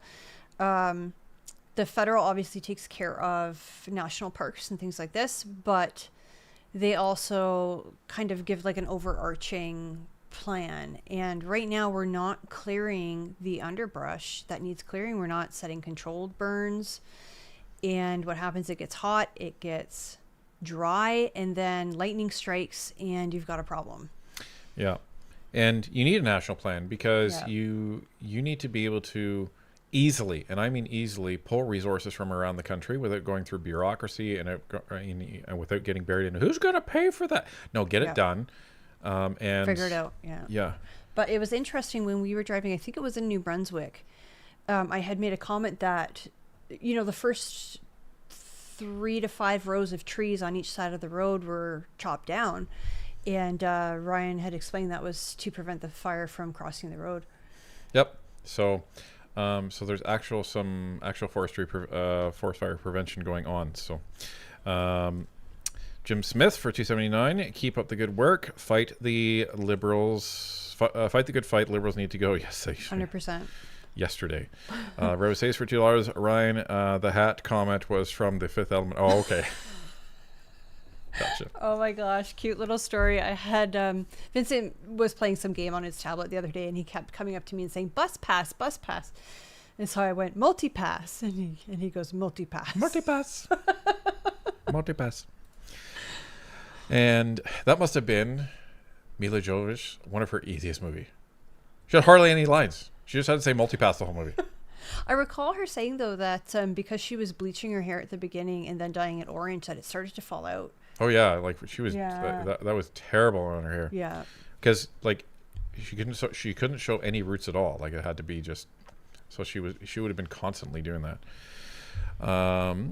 And this is Marco for $7. Hi, Ryan Antonia. Will Trump plan to freeze all of Carney's U.S. assets and investments? That remains to be seen. Yeah, I know that one of the senators in the States was talking about implementing a bill that would target the Canadian officials such as the Prime Minister and the premiers and I believe the cabinet. I don't know whether or not that has been implemented. I don't know how quickly their bills get implemented in the States, but I know there was talk of it. If I was a betting guy, I would be surprised because that sets a very disturbing precedent, right? Because let's say the Conservatives get in, and let's say someone has assets down. No, I don't believe anybody should have assets if they're in government. That's a different story. But let's say they're in there. If the next Democratic government was in there, they could use that law and go, thank you very much. It's the same as invoking the Emergencies Act almost and going after assets that way. Yeah. It's a dangerous law. As much as I can understand the allure of people saying, oh, good, Canada can't do anything about Carney's assets, but the U.S. can. We have to look at the larger picture. Right. We didn't like it when the government did that for Canadians that were involved in the Freedom Convoy. We have to look at this on both sides the same way. That's just my opinion. I know Canadians out there will have their different views, but we try and look at the larger picture. Yeah. Again, as juicy as that would be, you have to look at the legal ramifications of it. Does that mean that the United States government, because I guess that would be where the bill is introduced, does that mean that they can introduce a bill to seize assets of anyone anywhere? Right. Don't know. What happens if you have some investments in the United States and Mr. Trump says, yeah, you know what? I want some more money. That's mine now. Right. So it's a very dangerous precedent to set. So just keep that in mind. Just me, Nicole, for $10. Will we hear Carney speak on China announcing their support for IRGC? But no one even touches that one. Yeah. Strategic partner. Right? Guardrails. We have guardrails. It's eyes wide open. Right? Maybe I should get out those clips again. Yeah, maybe I will. Yeah, I don't expect anybody to talk to it. And notice the mainstream media isn't really talking about it either. Yeah, this is the first I've heard of it. So, and we have Iron Creed for $14. Carney implicating Sunday morning stampede and cowboy hat made him lie was not my bingo card. In past, this would warrant resignations with full public apologies on pretense of what else he lied about. Right? Like, is this like the Sorting Hat in Harry Potter? Or is he? You'll have to speak up. I'm wearing a cowboy. Yeah. What do you even say to that? Like, why didn't anybody there call him out? Just Well, be like, I beg your pardon. This is what they should have said. Come on! Yeah. Like, why is our media going softer? Like, they should have said, What? really, Mr. Prime Minister? And you said, well, it was a joke. But really? That's really? Oh, okay. Anyway.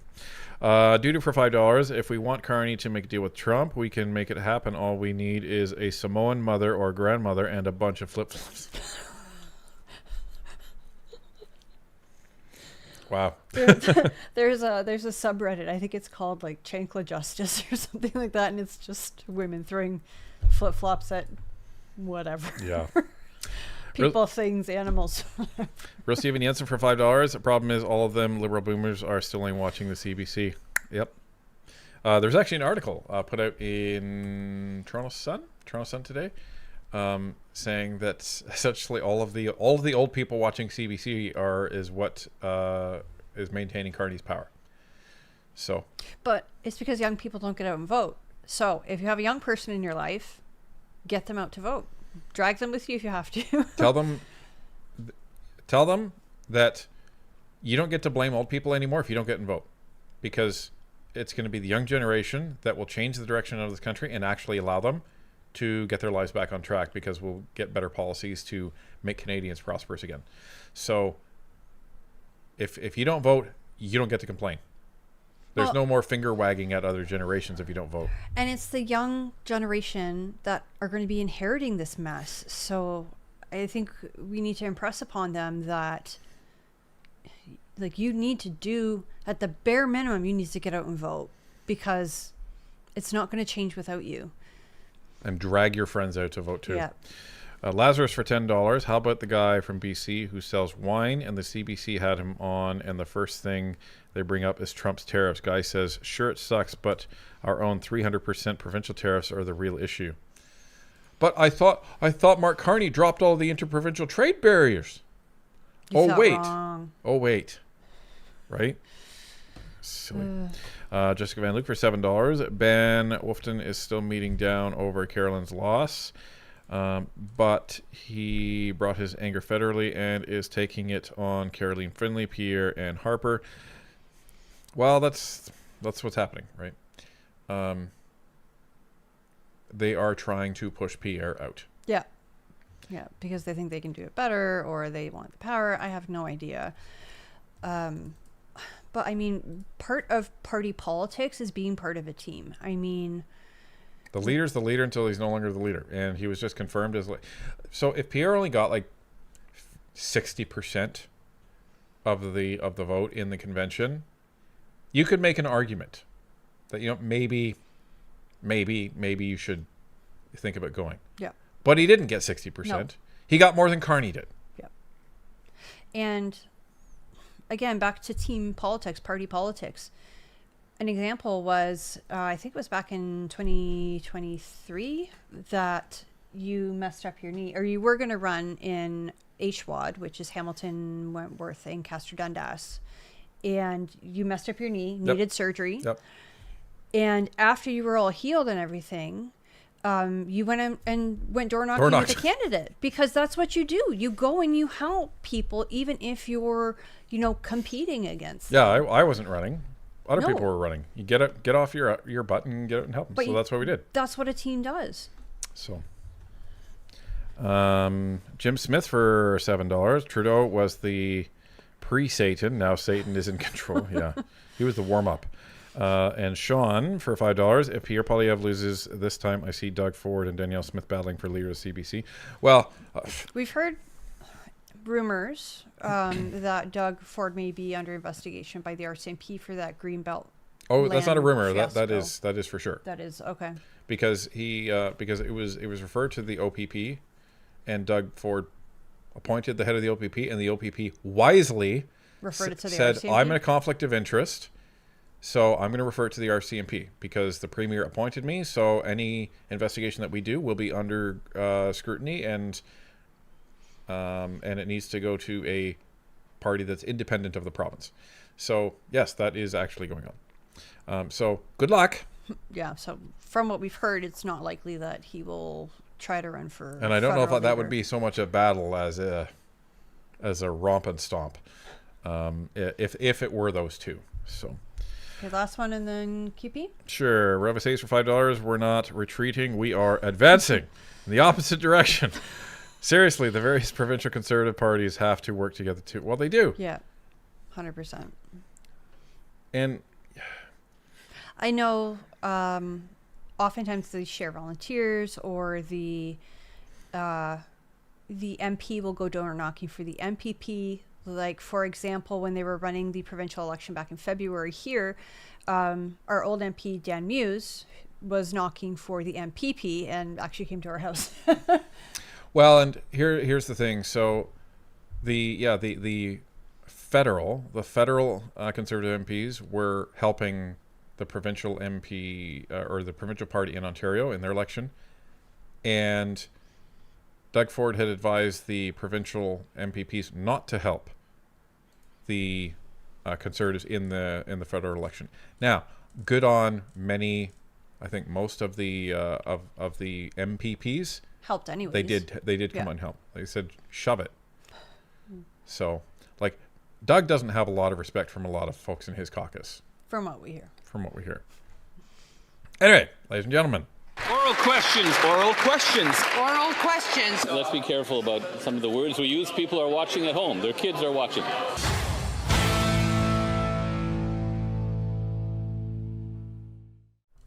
All right, folks, it is that time again. It is MP question period time. So you ask the questions and we will provide an answer unless we don't know what it is. Starting with Jessica Van Luke saying, will you go live on by-election night and will you interview Stephen Curran and Regis Gaudreau before the by-elections? Yeah. Oh, sorry. I probably butchered both those names. So we usually always ask if folks want to come on. It all depends on how busy they're going to be. So the offer is always out there. And yes, we're going to be going live.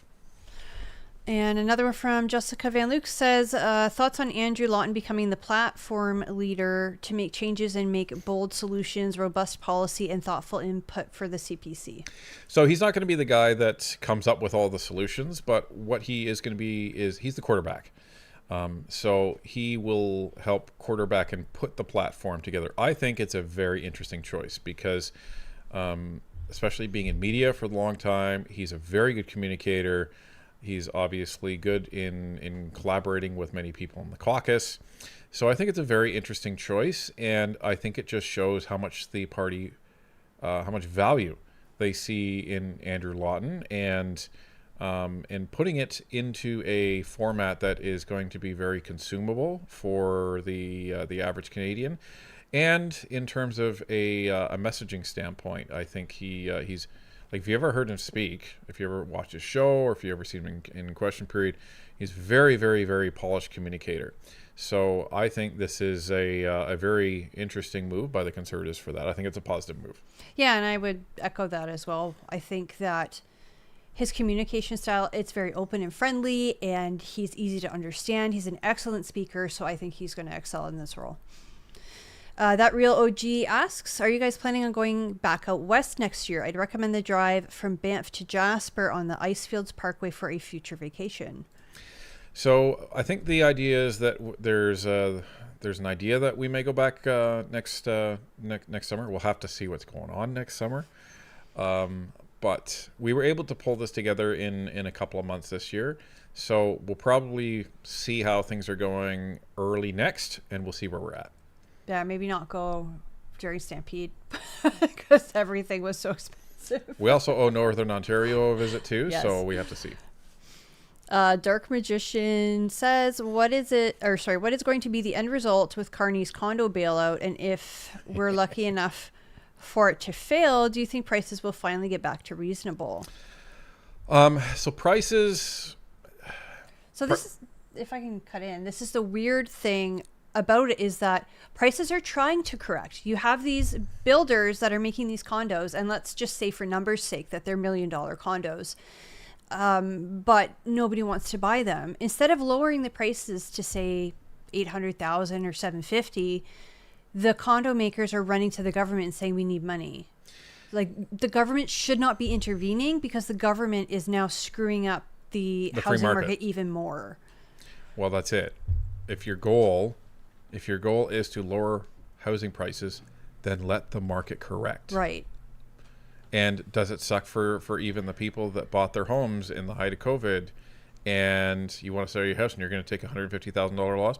Yeah, but there's a lot of people that was warning people you may not want to buy at the height of COVID because there's this frenzy going on and there's going to be a correction later. And that's what's happening. So I'm going to be very entertained to see how this condo bailout ends up going because he caught a lot of flack and it's still not over, right? No. So that's one of the things that the Conservatives are kind of rubbing their hands together for the fall session. They've gotten a lot of ammunition for Mark Carney from the summer session. And I know QP is going to be ridiculous. the CTF isn't going to let them forget either. So I wonder if we will see a new record for Prime Minister not showing up for question period. He was at 29%. I thought it was 23. No? Well, It was low. It was in the 20s. How Yeah. low can he go? Because that's what's waiting for him. So, never mind all the catering money. Jessica Van Luke asks, did you see Matt Spokes' article about country over party? But after reading it, it sounded more like a campaign to get Harper to resign as chairman of the IDU forum. No, I did not. No. Again, what is it? Like, there's just it's like all out war in the media on conservatives. It's crazy. But no, we haven't watched that article or seen it. Mary Sedator 308 asks, thoughts on talks again this week of caucus wanting to replace Pierre. According to O'Toole, 30 MPs are frustrated that they didn't win and blame him. Well, who else? Well, who is she going to blame? Like, of course, that's like newsflash, Captain Obvious. Who else are you going to blame other than your leader? That's who you're going to blame. Now, The campaign manager. just because you're frustrated you lost, and just because you're frustrated, well, the buck stops with the leader, right? Yeah, It I is what it suppose is. it is his accountability, I Yep. suppose. But just because people are frustrated, if there's only 30 people that are frustrated in that caucus that they didn't win, Then there's almost there's something wrong. 120 that are, What they're- focused on the work that they're trying to do for Canada. well, no, but they all would have been frustrated. So that it's actually a quite a silly statement from. I think this is a straw man that is out here, because you're trying to say, well, there's 30 MPs that are frustrated didn't win. Duh.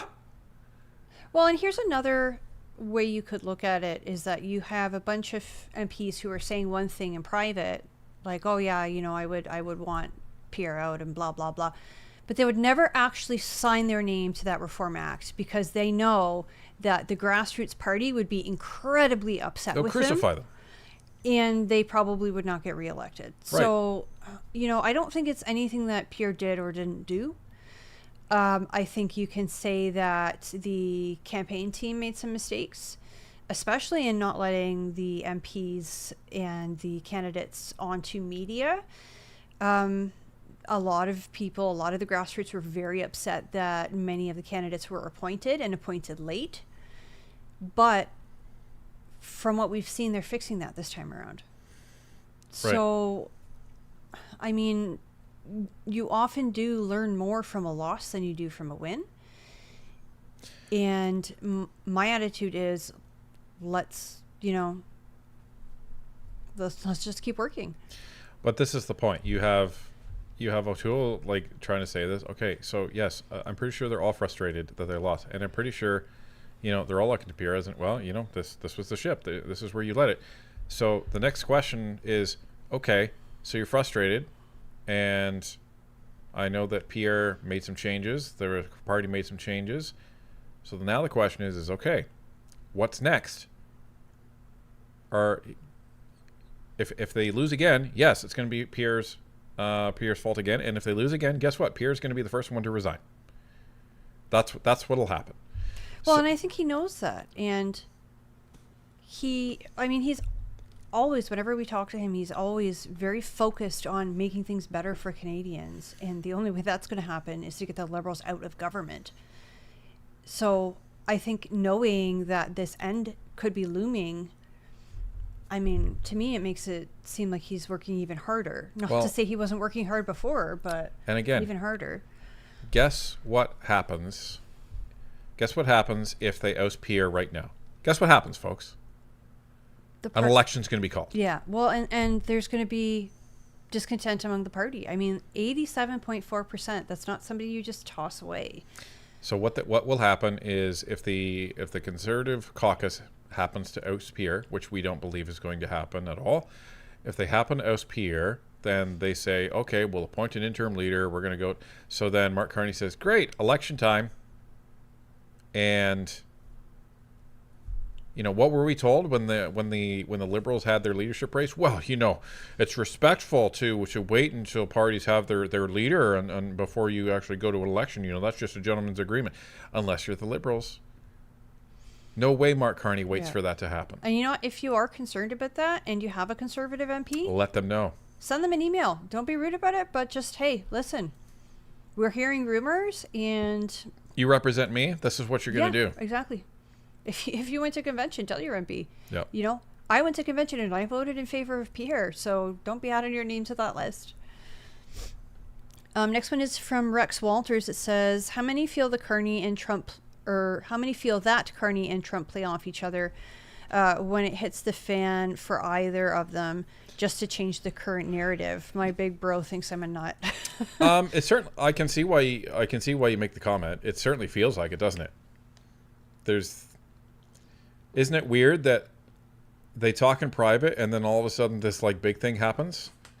It's not the first time it's happened. So you got to wonder, are you both saying, okay, so this is what we're going to do. You know, I'm going to do this and then I'm going to do this.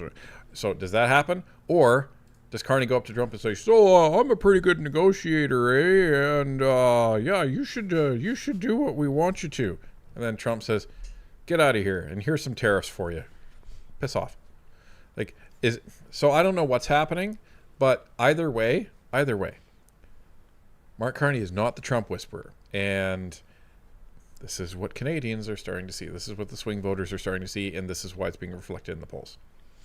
The Morris Michael D asks, are there any tools we can use to have the provincial government make changes? Example, changing how the provinces charge each other for alcohol. Yeah, because that's where the provinces are, you know, have jurisdiction. And this is where it's crazy. But the problem is they use it as a source of revenue as well, right? So these interprovincial tariffs and fees, that fills the government coffers in these provinces. Remember, when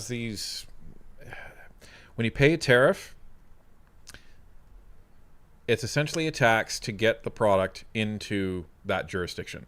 So if something from BC is being tariffed in Ontario and it normally costs $50, but there's a $20 tariff on that from Ontario, you're paying $70 for that product, but $20 of that, the company that shipped it has to pay to the Ontario government. Yeah.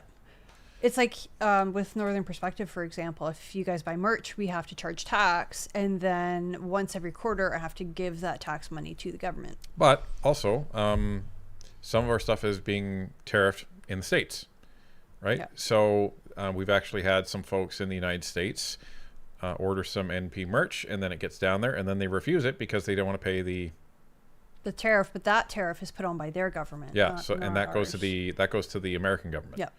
And so it ends up getting shipped back. So it is what it is. But that's what's going on with Donald Trump and the tariff war and everything in between. Yeah.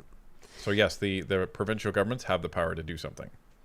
M. Soother asks, will government-funded food terminals really lower costs and improve access, or just let them someday use food supply to control us? Seems like shades of the WEF. Too paranoid? I think there's a certain degree of paranoia there, but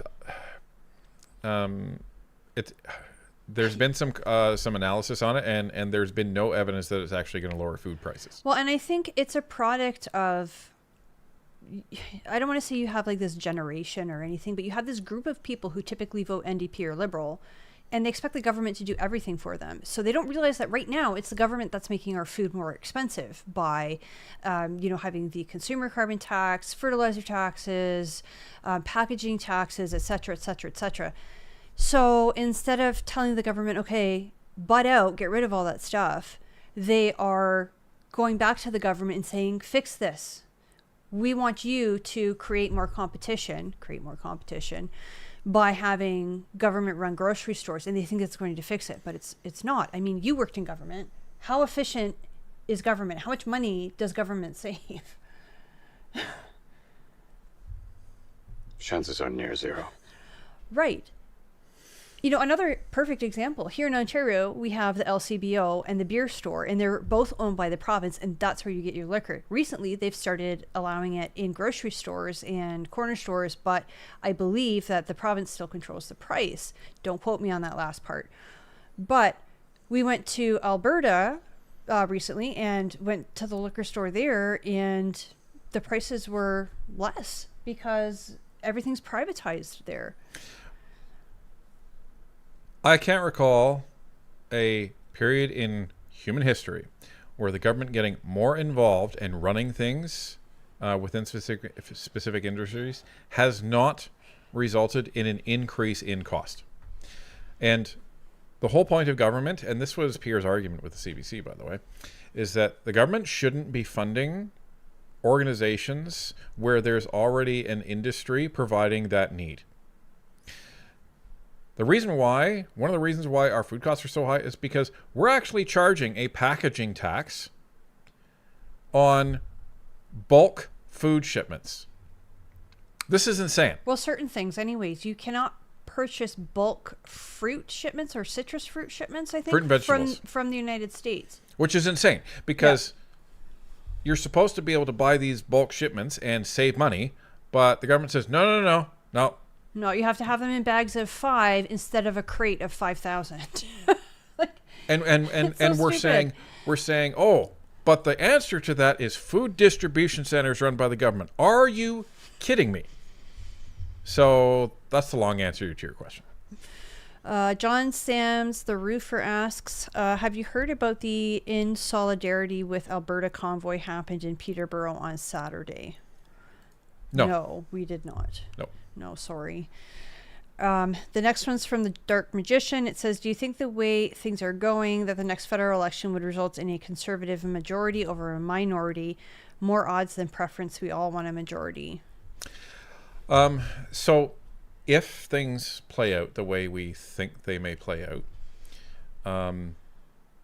I would estimate that if an election, whatever the next election is, I would expect a comfortable but not super majority for the Conservatives. I would say you're looking at around 185 to 190 seats max. That's my guess. I think it's going to be in that range because I think what's going to happen is the Canadian government is going to finally say, okay, fine. It's been long enough.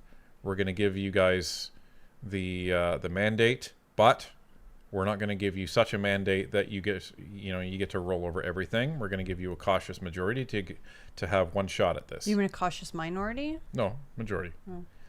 So, so there's still going to be a lot of voices in opposition.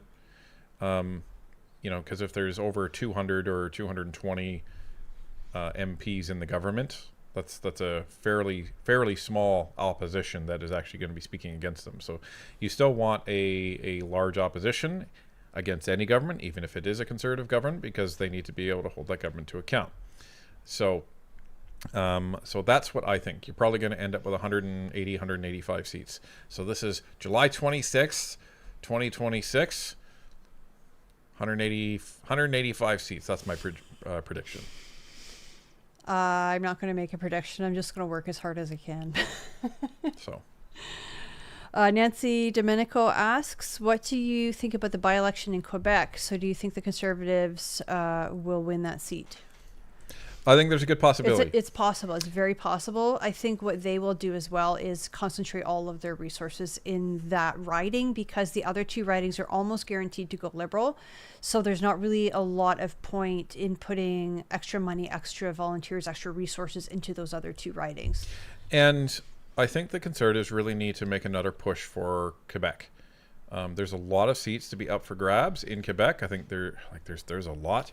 And don't just give them away. Don't let them just take these ridings without a lot of opposition. Go in there, make it a fight, and get in there and get the message out. There's a lot of good MPs. There's a lot of Conservative voters that are in Quebec. We just have to get them all rallied together. I think a lot of them probably think, you know what, there's no point. We're not going to win. I think there's a good chance of winning a lot of these ridings, and we just got to give these EDAs and the volunteers the support they need. Go get it done. M. Soother asks, if manufacturing sector is lost and global MOUs create no new trade, will our economy succumb to 51st state pressure? And how to produce armaments if Canada ever goes to war? So the second thing we actually know, I'm not going to say too much because I don't know if I'm allowed to, but we know it's being worked on. yeah, so there's some optimistic around a project, hopefully, but we'll see. But when it comes to manufacturing, if manufacturing leaves, Canada's in deep trouble. Yeah. Deep trouble, and Canadians should be outraged. And here comes the problem: how do you get it back? Well, you don't. That's the problem. Well, that's your problem. You might get it back, in 2 or 3 generations. You might never get it back. A country that surrenders its ability to make things, how is that sovereign in any sense? Right. I mean, look at, in terms of medications, there are certain medications that we just don't manufacture here in Canada. Back when I was working at the vet clinic, which was like 15 years ago, the Canadian clinic that made diazepam shut down for a year, and they were retooling or refitting or whatever they were doing. And they said, okay, we have enough of a stockpile that it should be no problem, except it was a problem. And they were running out of diazepam. So they said to the veterinary clinics, you guys aren't allowed to use it anymore because it has to go to the human hospitals. Sometimes there's only like one place in the world that makes something, and we need to be making these things at home. Yeah. It creates problems, huge problems. The biggest problem it creates is a national security problem. That's what I mean by sovereign. So Mark Carney can talk about sovereignty all he wants, but the more manufacturing we lose from this country, the less sovereign we can become. And Canadians really need to wake up to that. Milo Nexus asks, Bill C-202 limits the foreign affairs minister, not Carney. If 282, I think. Oh, anyway. Okay. Anyway, if the prime minister can negotiate supply management, why isn't he at the table? Good question. That's what Canadians all over the country want to know. Yeah. And why are you sitting at a soccer game? Right? Maybe we should all, write a nice paper letter. Right Honorable Prime Minister Carney, why aren't you at the bargaining table right now? Meowcell asks, do you think Trump could also stall the trade talks intentionally to embarrass Mark Carney and expose Canada's trade practices against the United States? It seems to me that Trump and Carney could have had past business conflicts, and to help him get elected, then embarrass him would be good revenge. It's possible. I suppose. I don't put that past Trump. So. But I mean, we don't have any evidence of that, as funny as it would be. Yeah, but put it this way: Trump likes being at the top of the castle, right? And if you're the president of the United States, you are. And there's not a lot other countries can do if you want to do something. And there's not a lot that countries can do if you want to say something either. And this is the issue with Trump. He doesn't care. After he's done being president of the United States, he'll go back to his billions. He'll go back to his resorts and continue on. And he'll be like, yeah, I did all this. Doesn't matter what state the country is left in. He allegedly cares about his legacy. Time will tell if what he's doing is going to make things better or worse for the United States. By and large, depends on what region you talk to, but there's a reason why his approval rating isn't that great. It's not the lowest in American history, like some would have you say, but it's not great. And with every tariff he's putting on, he's making life more unaffordable for Canadian or for Americans as well. Yeah. So he's hurting Canadian businesses and international businesses, but he's also impacting the pocketbooks. And some people say, yeah, but he's giving $2,000 to Americans. Well, what's the point? This is the problem with economics, is it all equals out in the end. So you can say, well, I'm going to give you $2,000 because of all these tariffs.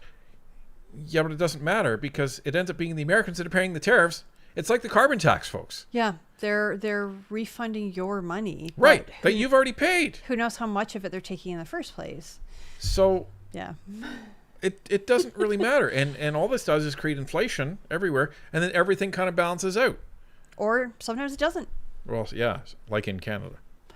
Liam Conway asks, since the Access to Information Act and Conflict of Interest Act hold governments to account, what could Pierre and the Conservatives legislate for future accountability?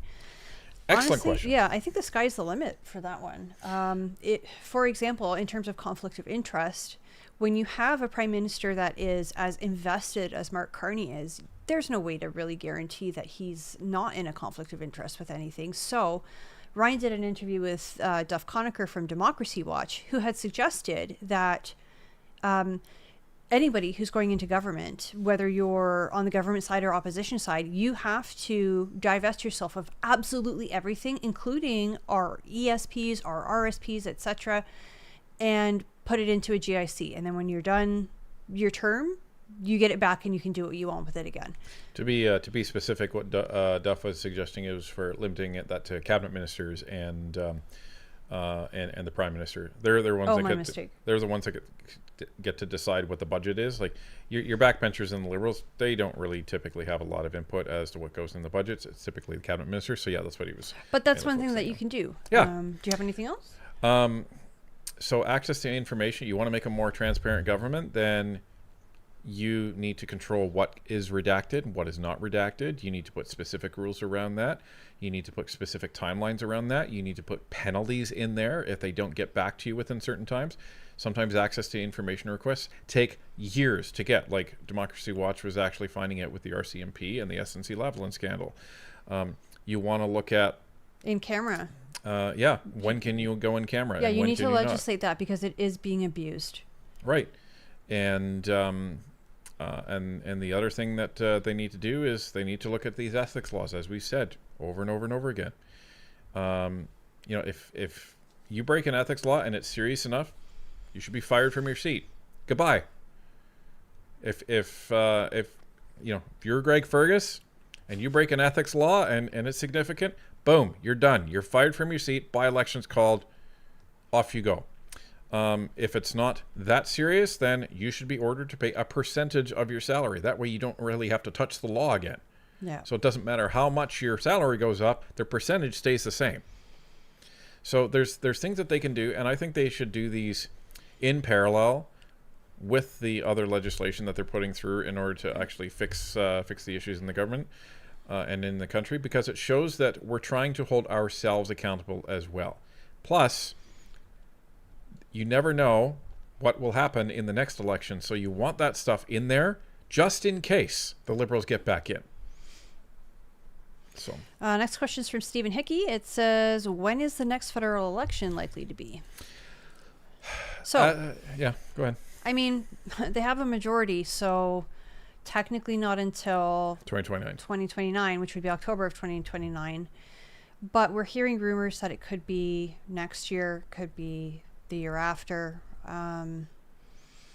because it is a majority government. Technically, they can call an election whenever they want. My hunch is sometime next year.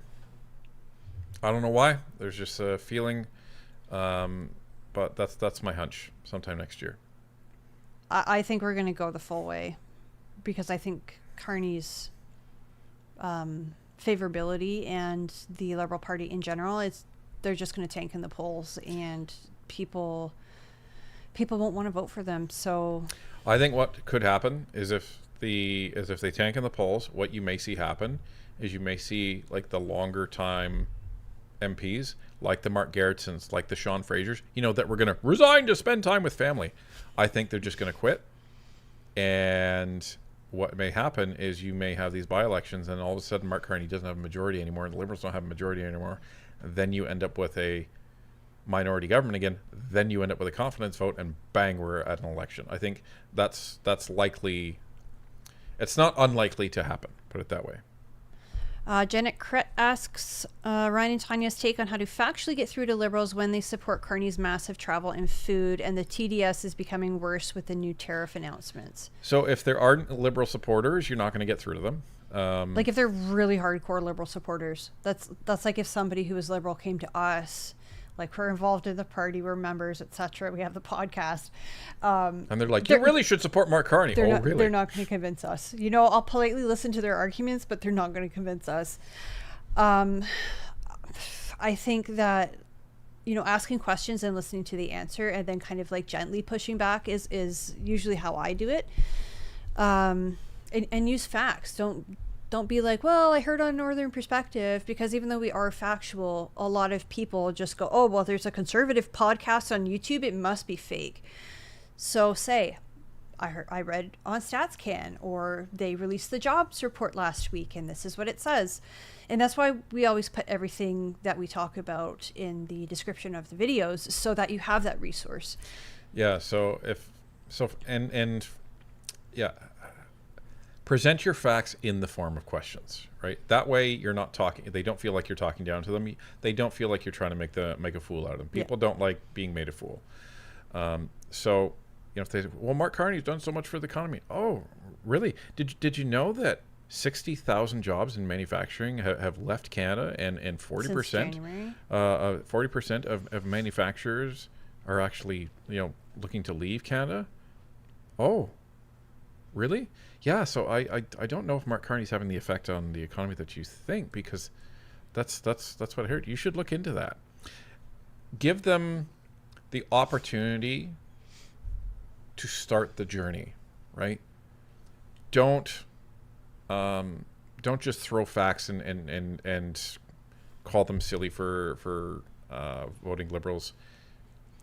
Give them the opportunity to go on the journey themselves, because once you give them hard facts like that, and they can Google that and they will find it, and then they're going to be like, oh my goodness. And you know, it might not take one conversation, it might not take 10 conversations, it might not take 50. Like, you might have to keep having conversations with this particular individual, but eventually they will come around. Or maybe they won't. This is if they're a swing voter, not a ardent Liberal supporter. Ardent Liberal supporters, they won't care. They will just, well, you know, yeah, I you know, Mark Carney, he's a banker. You know, he knows how to deal with that Trump guy. Or they'll just say, I just don't know if I like that Polyev. Okay, so we're not talking about facts, we're talking about feelings. Yeah, and I think that's an important distinction, is the person you're talking to trying to have an emotional argument with you, or are they trying to have a factual argument with you? Because if they're trying to have an emotional argument and you're trying to present them with facts, that's not going to happen, right? It's not going to work. I mean, look at how many times I get upset about something and I'll go to Ryan about it, and then he'll be like, no, that won't happen. You know, it doesn't make you feel better, and it doesn't do anything for the conversation. So, well, she doesn't like me saying it. She always says, you always say it won't happen. I'm like, yeah, and it usually never does. So. But at the time, you don't want to hear that. So if the person's approaching you because they want an emotional argument, sometimes the best thing that you can do is listen. And then, you know, by showing them that empathy, maybe another time that they might be more receptive to some actual facts. And you know what? In 1 out of 20, maybe you get one. But you know what? It's a start, right? That's the one voter that we needed at Terrebonne. Yeah. So, and as we said, like we played that interview on the other live stream where Nicole used to be a Liberal voter, and she watched Northern Perspective and is now volunteering for the Conservative Party at convention. So it can happen, but only if people are treated with respect and you have good conversations. Every Liberal voter is a potential Conservative voter. Almost every. Almost. Cindy I4W asks, how long do you think it will take for the polls to show any significantly lower numbers for the Liberals? I don't understand how they are still so high.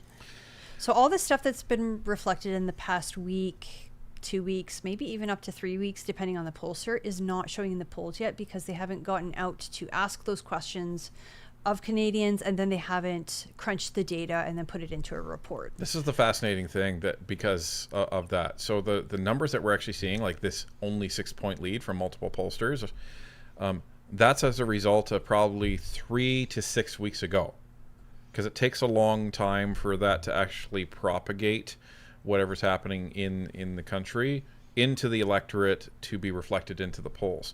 So there's always this lag time. So I'm like, wait a minute, we're 6 points away now, and this stuff isn't even in there? And the Conservatives aren't even campaigning particularly hard right now. You know, Well, they're kind of in steady mode. Well, they are capitalizing on the blunders that Mark Carney is Yeah. making, and their media is reflecting that. So, But when you're looking at polls, oftentimes they will have somewhere on the like fact sheet from the pollster, it'll say, you know, questions asked between such and such a date and such a date. well, and there'll also be this. Let me see if I can find it. I think it was. While Ryan's looking, I can tell you it was Pixel's Gotcha Day last week on the 22nd because she was a stray. We don't know when she was born, but we know what day we brought her home, and that was the 22nd. So in honor of that, I think I have some free memberships that I can give away. Whoops. Let's see. No, I don't want that one. Yeah, there we go.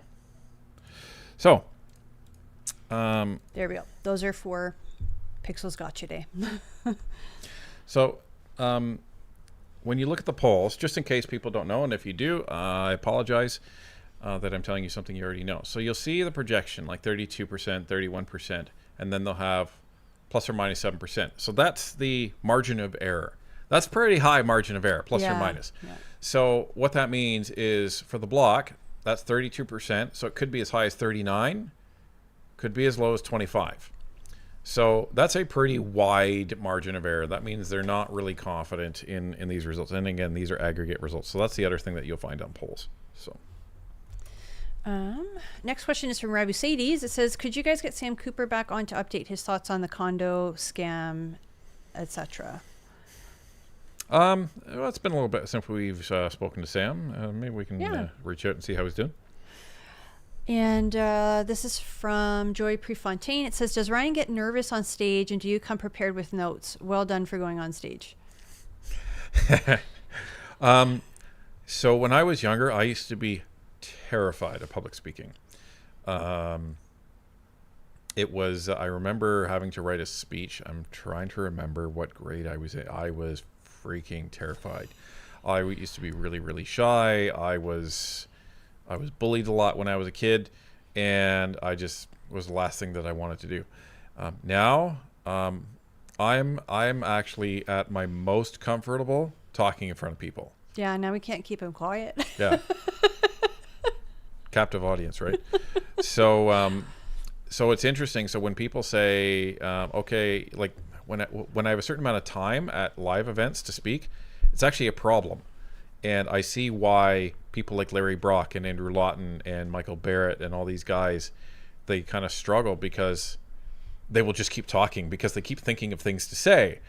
And so I love it. I love it because I used to do a lot of presentations in my actual job. So I propose, strategic plans and updates and recommendations and organizational reviews, process reviews, disaster recovery plans, business impact analysis, you name it, and I'd be presenting it.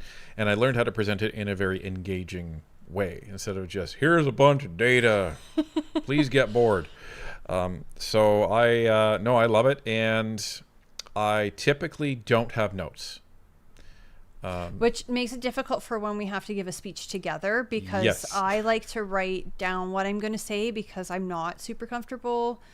I don't want to say I'm not super comfortable public speaking, but I'm not as comfortable as him, that's for sure. So I like to have my notes written out, and I like to practice my speech usually a few times beforehand. And then Ryan just likes to talk.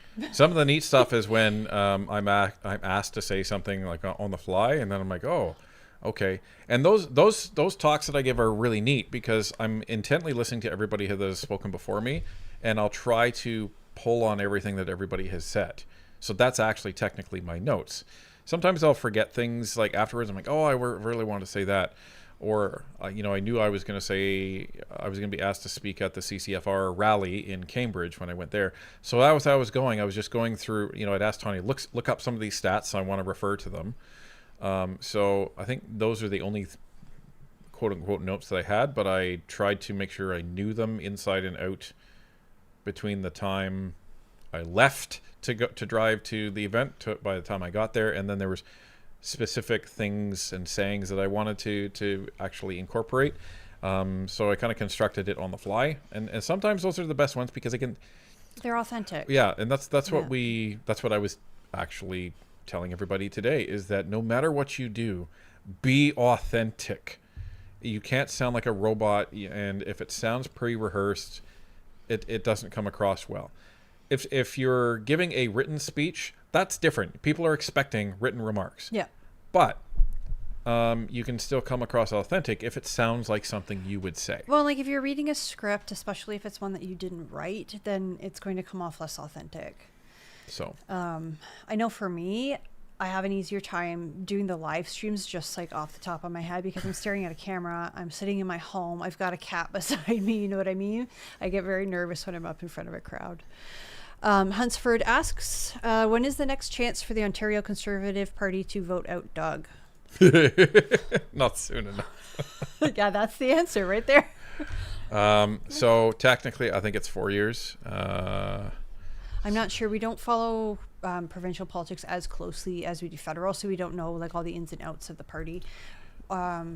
Truthfully, we're not even members at the provincial level. Election. Hold on.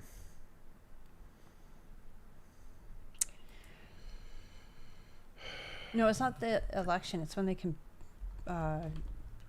replace the leader. Oh. Because the provincial election will be in 2029 as well, because it was the same year and they have a majority, unless they call it sooner. So basic. I would expect whenever the Conservatives either lose or the PCs lose the next provincial election, I imagine Doug will be gone, or there was rumors that he may be resigning within the next year. So.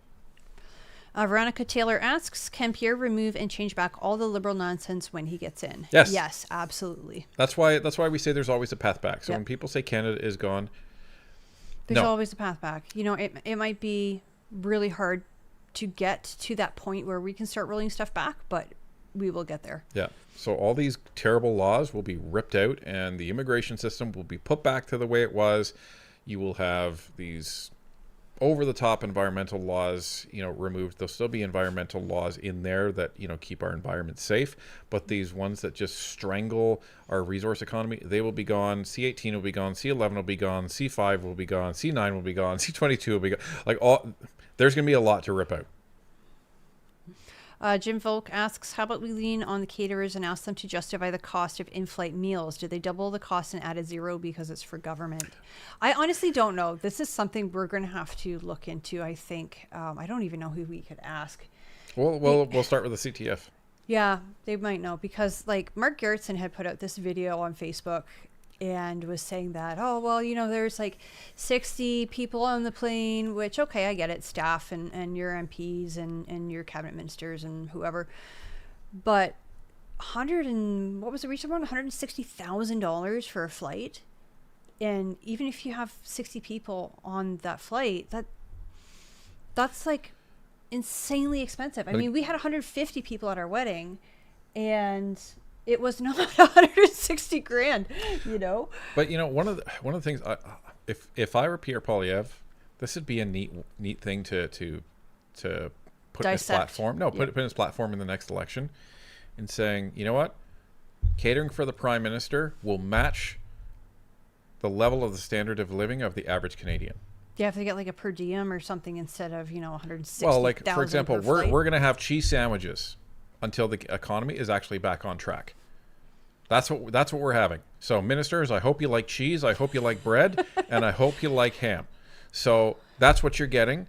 And when we get this economy back on track, now we can start talking about, upgrading to Subway sandwiches. And then maybe we'll get to luxury butter if things go really, really well. So that's what I would do. It's something small, but it's a gesture, right? And it shows that, we're actually respecting what's going on with Canadians. Revolution Party Canada asks, what's your take on electoral reform? In essence, getting rid of first past the post for any other system. I think it's it's worth looking into again. Justin Trudeau had run on this back in 2015, and looked into it in 2016 and produced a report, I believe, in 2017. And the majority of Canadians were not in favor of it at the time. So, so is it worth doing another study again? I don't know. Maybe. It's been a decade. Here's the thing. It's going to cost millions of dollars to do the and study. That's the problem. So as long as we're prepared to spend millions of dollars to actually do that, there's a lot of other things that we should be spending millions of dollars on first.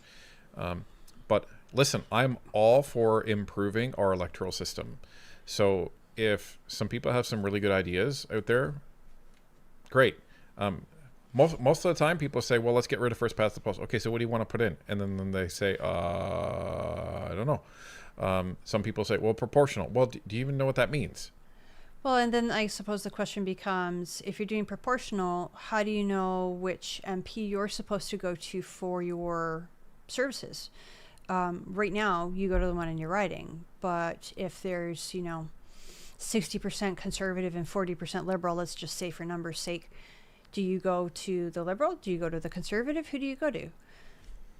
Yeah, it gets very strange. Yeah. So and what happens to regional representation? Like it gets very interesting, and then you say, okay, well, we divide it up by province, and then you do, okay, so like this is where it gets very interesting. Yeah. And potentially even more complex when you're looking at proportional representation. Which is why I'm not opposed to a study. But I don't really have a firm opinion one way or the other because there's so many questions. So, I'm open to a study. Yeah. I'm open to a referendum on it if it goes that far. If they do some polls and there seems to be support for it, sure. Let's do that and put it on the table. If there's an opportunity to improve Canada, I'm never not in favor of that.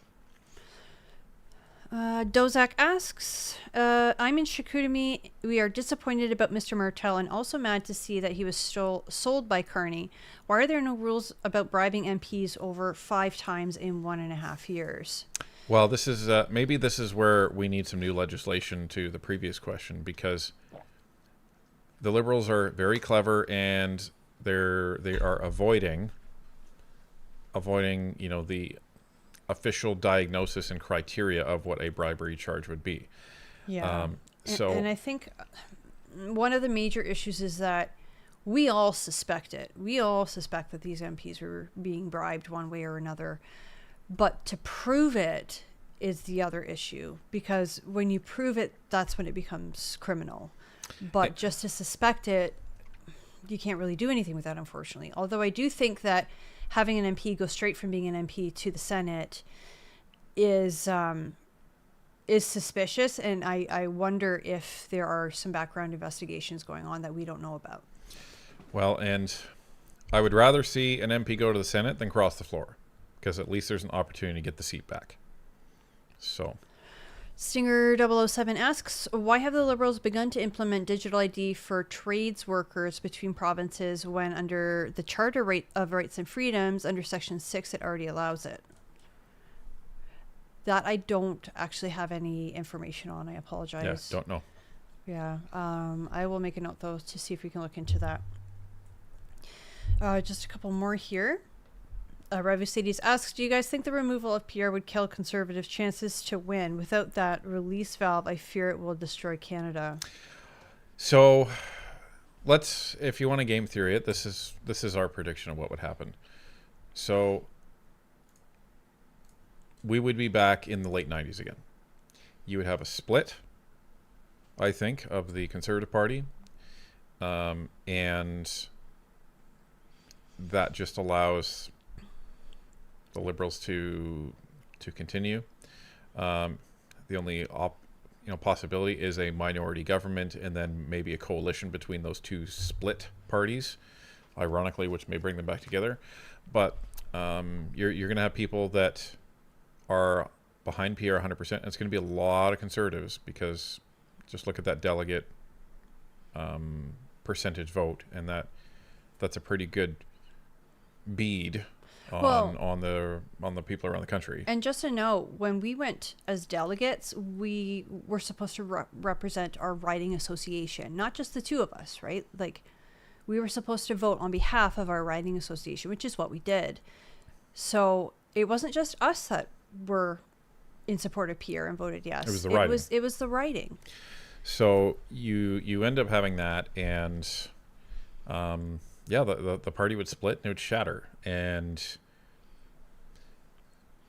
there's always a path back. You have to pick up the pieces, and it would be a long slog back. That's what would happen. So I think people aren't stupid when it comes to this party. So even if there's a bunch of MPs that are like, you know what, Pierre's not going to be the guy for the job, they will understand that if they do anything, that's what would happen. So what they will do is they will wait and let the election play out, and then that's your opportunity. So because they can't afford to lose all the gains that they actually made. Well, and I mean, there's some MPs that won because of Pierre. You know, people in their riding would not have voted Conservative. Chris if it was D'Entremont not. won because of Pierre. Yeah, 100%. There's a lot of people that won because of Pierre, and they don't want to admit it, but they won because of Pierre. So just stop whining and get to work. Like, the election's done. The leadership review's done. Stop whining, get to work. That's what I would say. But so I'm not worried about it. Tanya's not worried about it. The MPs that we're speaking to, they're not worried about it. A lot of this is just a lot of distraction created by the media. Yeah. And last question is from the Pink Peach. It says, Ryan, you mentioned your wedding earlier. What was yours and Tanya's wedding like? It was terrible. Yeah, because you got stuck with me. Yeah. It was actually really nice. It was down in Niagara, where Tanya's from, so there was a lot of local stuff, and we got married at the church that she promised her Nona and Nona that we would go to. It was nice. I think there was 150 people. Yep, there was about 150 people. It rained, though, on our wedding day, and I was so upset because we had picked out some photography locations, and we couldn't go to them because it was just raining. But we got some outside shots anyway. So yeah, we went to, if you guys are familiar with Niagara Falls, right across from the falls themselves, or the river there, is, I think it's called Queen Victoria Park, and the tree cover was so heavy that we were actually able to go and have the photos taken, and we weren't being rained on because of all the leaves and stuff. It was in August, so it was nice. And when it is cloudy, that's actually a photographer's best friend, because you don't have to worry about squinting, like heavy shadows and things like that. You get a lot of good natural light coming from everywhere and hitting you from everywhere, so you're well lit. So yeah, it was good. It was good. It was funny because there's still things that happened allegedly at the wedding that our wedding party, I guess, did a really good job of handling, that we don't even know what happened until this day. And I just keep getting told, don't worry about it. So I'm like, okay, something serious happened, because you're not telling me, and when we're like over a decade after. So what's going on? So. And Barnaby was the MC at our wedding. Yes. And he did a very good job. All right.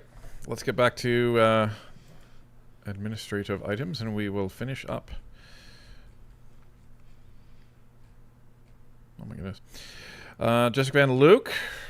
Yep. So we have, for $7, Brian Baguette making jokes or something, saying he wants to start a movement to split the CPC is disgusting. Yes, I'm angry. Splitting isn't right. No. How about you make your jokes at the expense of the Liberal Party? You know, there's lots of material. There's an idea. Yeah. There's lots of material. Gokodani for $2. Hey, Fuzzy. Stephen C for $5. It came for the kiddies, stayed for the good political commentary. Love to see the pixel and position meets. Oh, I need to. We still need a proxy head. Yeah, let's. I'm gonna write that down. Proxy. Well, emoji. I don't know if we need a proxy head. That sounds like some sort of taxidermy. Yeah, no, we just need an emoji. She did walk in here. I don't know where she's over there somewhere.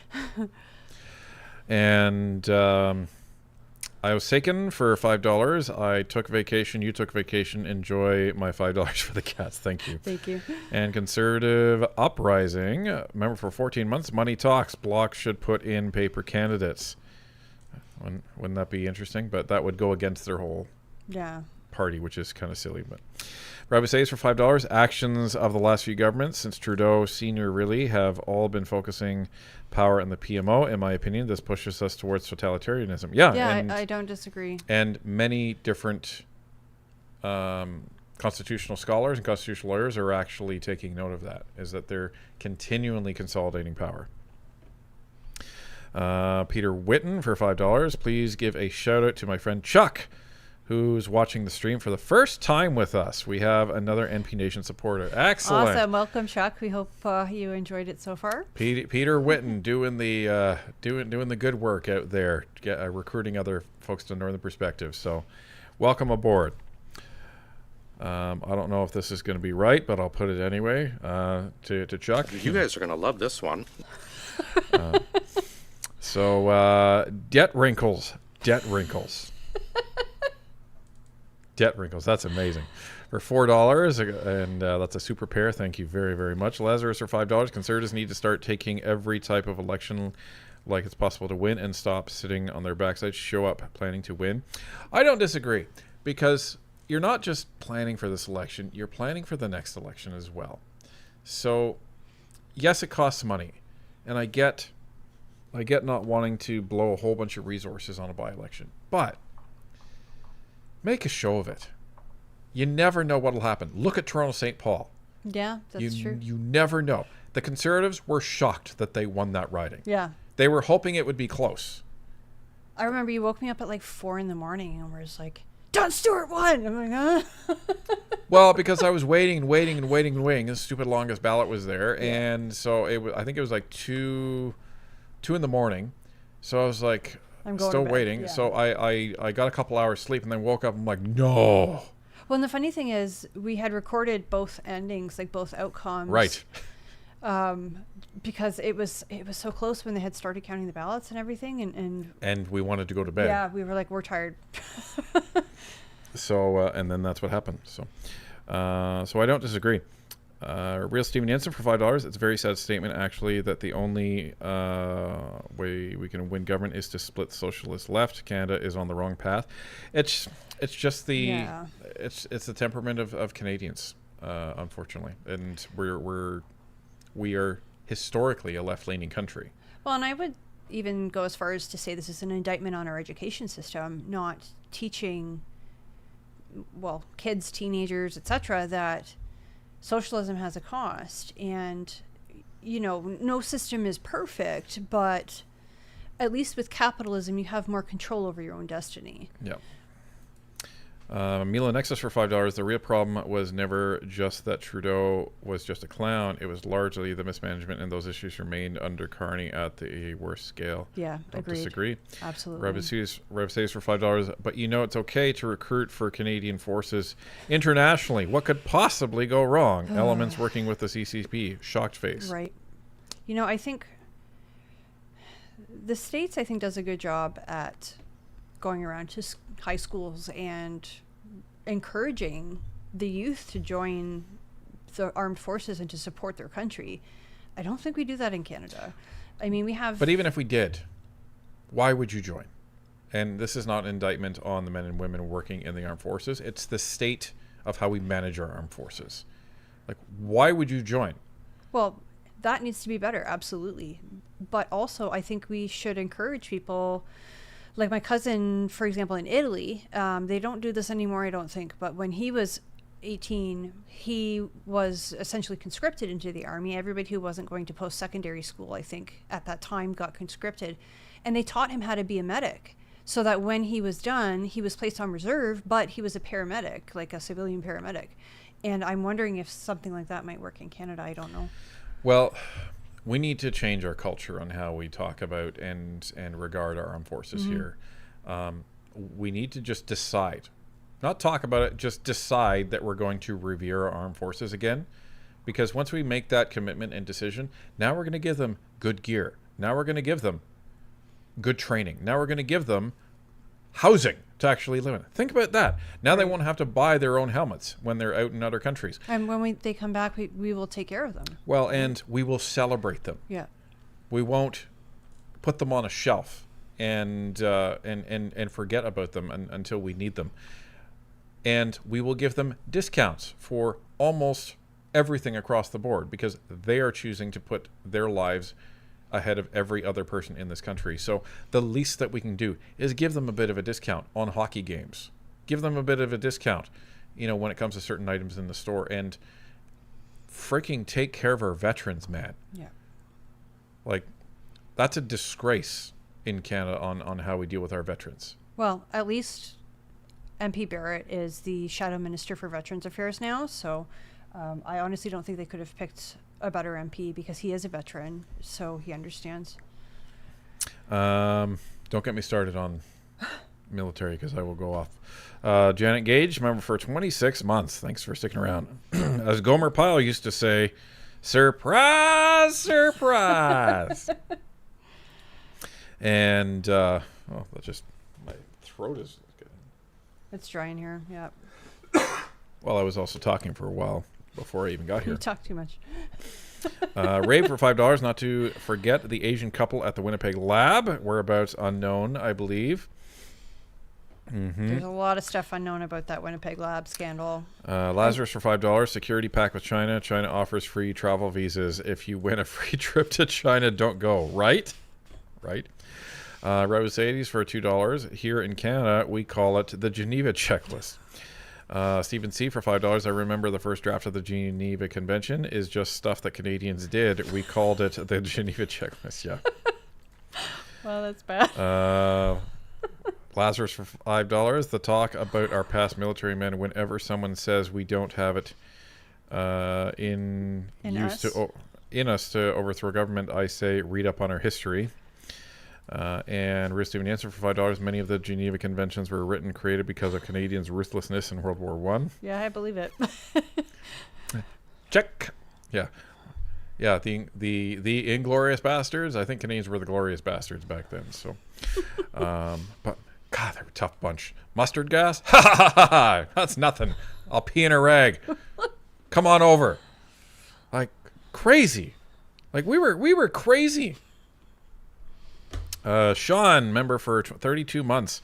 Hey guys, been a while. Keep up the great work, both Ryan and Tanya. Hopefully we will get to finally meet in person soon in your next Burlington event. That would be wonderful. So. We're going to be having an event in Hamilton at some point, so keep an eye out for that.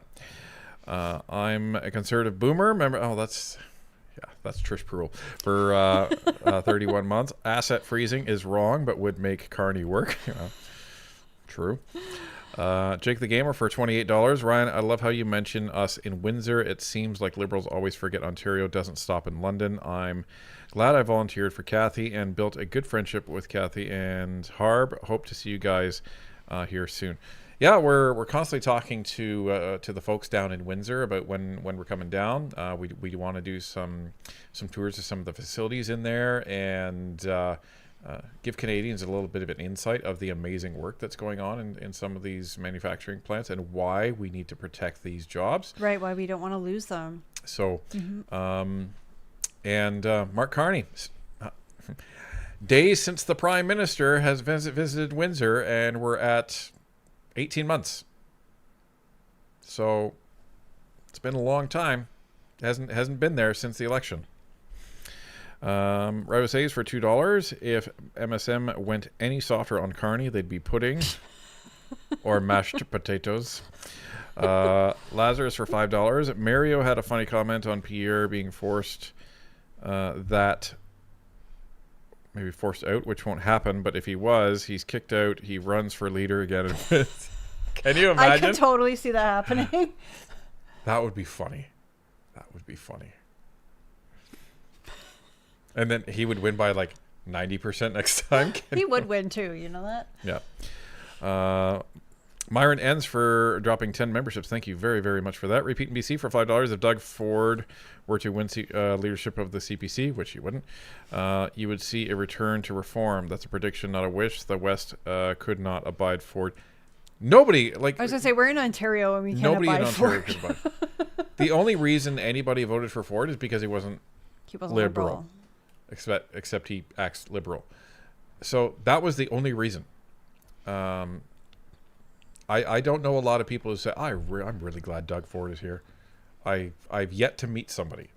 So RC300 for $7. Will you have an interview with a pro-independence guest to get balanced view? Law professor Bruce Party would be a good one. We'll see. It depends on how the schedule comes up. it's a conversation that it's worth, but I don't know if it's feasible within our schedule. Yeah. So we'll see what happens with that. But I thank you for that, and I'll just write down the name, and we'll look into that later. Thank you very much for suggesting that, Bruce Hardy. Thank you. Bruce Steven Jensen, your thoughts on Bruce Party? That's just funny that it came right after. Saying that Alberta separation is the only way to give Canada a chance to save themselves from government tyranny. I'd be interested in hearing his thoughts on that, because I don't understand the premise, so I would be willing to hear what he had to say. Irish Mist, member for 32 months. The EDA candidate office was not easily accessible. Not all EDAs are equal. I'll say that right out of the gate. Some have a very involved board. Some meet regularly. Some are very wealthy. Some are very organized, and some are not. Most EDAs, I don't think, have an actual office. Like ours usually just rent space in a church basement. So my suggestion is, if you have a sitting MP who's conservative and you want to join that EDA and you're not having any luck getting through to the EDA itself, you can always contact the MP's office, and the staff should be able to guide you. And just some distinction. So the EDA never has a physical space. Yeah. They never ever do that. And if there's a candidate, the only time they will have a physical space is when the writ has dropped and an election is active. Otherwise, a candidate will never have an office. No. They're not allowed. So that's just something to consider. Lazarus for $2. Tax me more, government daddy. Tax me. Okay, that's funny.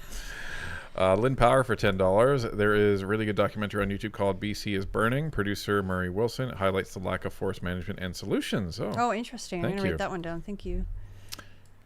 Get your butt out of the way, Pixel. Oh, but she wants attention. Oh, Get your butt out of the way.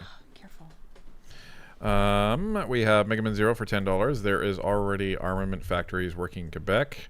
Currently, Carney got a $1 million contract with Germany manufacturing ammunition for them. Feels weird to say Carney got something done. That's interesting. I'm going to ask the other person we know if what they know about that. Jake the Gamer for $14. As a machinist in Windsor, we've had so many scares when we came into work that we're just waiting for that sad day when they say that's it. Luckily, we were busy during Christmas time, and now we're slow. Yeah, and this reflects a lot of the business owners. They're like, I don't know what to tell my employees what's coming 3 months from now. Yeah, and you know, as the employees or the employer, because I know you've spoken to a few, they're thinking like, it's not just say 100 employees, it's their families, it's the community, it's all these people that are relying on us to be able to manufacture. Yeah. Selena for $5. Call me crazy, but the way I see it, I always have in my head that Trump is working with Carney for us to be the 51st state. No, I don't think that's happening. Honestly, all the stuff with Trump and 51st state, you know, he's blowing smoke. Yeah, I think it was like it's a joke, backhanded joke essentially to Trudeau, like, oh, you guys are always using our military, and you know, we're always taking care of you guys, you may as well be the 51st state, ha ha ha. Well, and then when the media's like, oh my goodness, it's coming up, of course Trump's going to be like, oh yeah, I'll give you another one. No, like come on, you don't think that Trump is sitting on Air Force One be like, oh guys, watch what I'm going to do. Watch the Canadians. Boop, watch them go. See, look how loud nuts they're going. Like, that's what's happening. Yeah. And because he knows we can't do anything about it. So that's what's going on here. In regards to the tariffs, though, I think that's real. Trump is concerned about China. Yeah. Trump doesn't want China anywhere in North America. No, and I don't blame him. So a lot of what is going on from the U.S. strategy, when you look at it geopolitically, is to cut off China. It's very careful chess around China. So. And we have Roy Dixon, member for 15 months. Work for auto body shop. Some parts waiting up to 12 months. Wow. And what are the tariffs on those things, right? Robo says for $2. Bill C-69 is purpose-built for corruption, in my opinion. Don't disagree. That's one of your anti-development laws, folks. Gokodani for $10. PSA, I'm a truckie for a job. If I find you in my mirrors, I will use my left signal to alert you that it's safe to pass. PS, my cruise control is already set for 15 over. Do as you please. That's funny. Nice. Woofers SS for $10. Jonathan Haidt, author of The Righteous Mind, likened the brain to two parts, the elephant, emotion, and the rider. He said to change someone's mind, you need to make the elephant feel safe first. That's a really good. That's really clever. I like that. Yeah, that's a good good way to describe it. Fickle out for $7. Did Carney cut funding to the Nerve Center for Fire Management less than 10 days ago, like July 19th? I know he cut. I don't recall the timeline, but I do recall that there's an article that said that he had cut funding recently. Yeah, it's something that we're actually going to be looking into and digging into more. So, but way to go. Way to go, Mark Carney. But at least you have your major projects office, right? At least you can spend, $1 million on airplane food. At least we're paying someone $700,000 a year to sit probably at home as part of your major projects office. Great job, Mark Carney. But, it's climate change. Rival States for $5. I'm not sure if it would be then as you are now, but I can only imagine Ryan shaking his fist at the gods for the rain at the time. Oh, for the wedding, yeah. I was really upset at the time, but ironically, and this was the crazy thing, that the limo driver had found, because we had like a limo for the wedding party, and then we had, what was it? It was a Jaguar for us?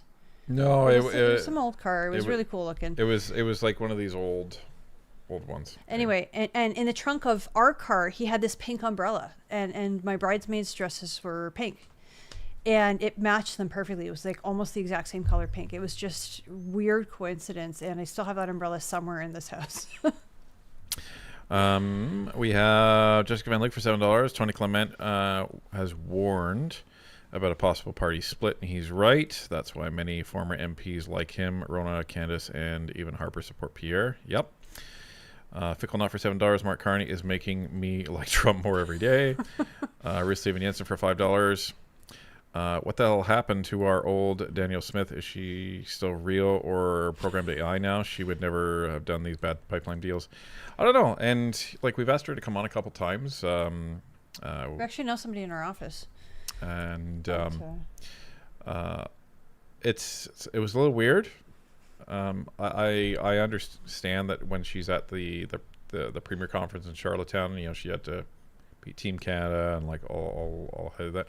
I don't know, folks. She's your premier, so I don't know what to say. There's been some interesting decisions made over the last year. Out in Alberta, Steve Ward is for $5. Ask Google AI, is the CPP holding more Brookfield stock than it did 2 years ago? Answer, yes, from 795 shares, or 795,000 up to 1 million shares. So interesting. I don't typically trust AI. What I will ask it for is a source. So I know that the CPP board puts out a report. I think it's annually, isn't it? And they will tell you what's in it, I believe. So that would be something I'd have to research. Oops. This is what I want. Okay, next one? Yep. Okay. This is from Rabusades. It says, Trump poking Canada is like watching mercury crystallizing aluminum. As a side note, never take mercury on a flight. It will eat the plane. That's kind of scary. Yeah, that would be interesting. Interesting and scary. Ruth Steven Jensen for $5. 50 of the 100 fire operations coordination center people were let go in St. Yeah, that matches. What it was, yeah. That matches the article that we sent. Why would you let go 50% of it in the middle of wildfire season? Why is not the media actually asking him about this? Oh, wait, yeah. We're the media now. Yeah. Invite us to a press conference, Mark Carney. I dare you. No, he wouldn't, because we're already, like, he's got that list of these are the approved ones and everybody else is not allowed. Yeah, we're on the new Geneva checklist. Yeah. So, Gokodani, remember, for 32 months, wildfires rely on two things: hot and dry weather. Lightning sucks, yes, but trains are actually a real reason some fires start. FYI, don't be the flicking reason we fight a new fire. Manage your smoking properly, please. So Yes. trains going along and people just throwing it out the window. Oh, I didn't even think of that. Huh. Dinks. I thought maybe like sparks from the trucks or something, or Yeah. I know lightning is responsible for about 50% of cases. There we go. So, allegedly, in March of 2024, total combined shares by the CPP, Brookfield was 3.674 million. Now it's 3.9 million. So there you go.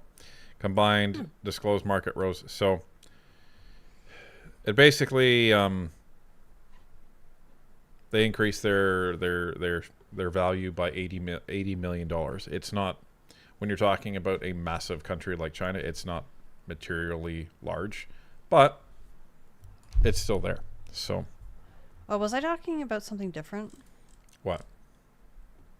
It's CPP, not like Canada Pension Plan. Oh, I was thinking CCP. Yeah. Oh no, but I asked. No, this is CPP. Okay. Yeah, this is. You okay. asked it properly. You just didn't say it. I didn't properly. explain Okay. it properly. We've been talking about China so much tonight that I was thinking CCP instead of CPP, even though my hands did everything correctly. So, yeah. So not materially Significant. So, Fickle Knot for $2.79. Carney, smart like rock on wood, and Lazarus on for oh yeah, even better. Lazarus for $10. I think Smith is playing ball to at least get something started, with the hope that the Liberals lose next election and Cons come in and get rid of all the BS.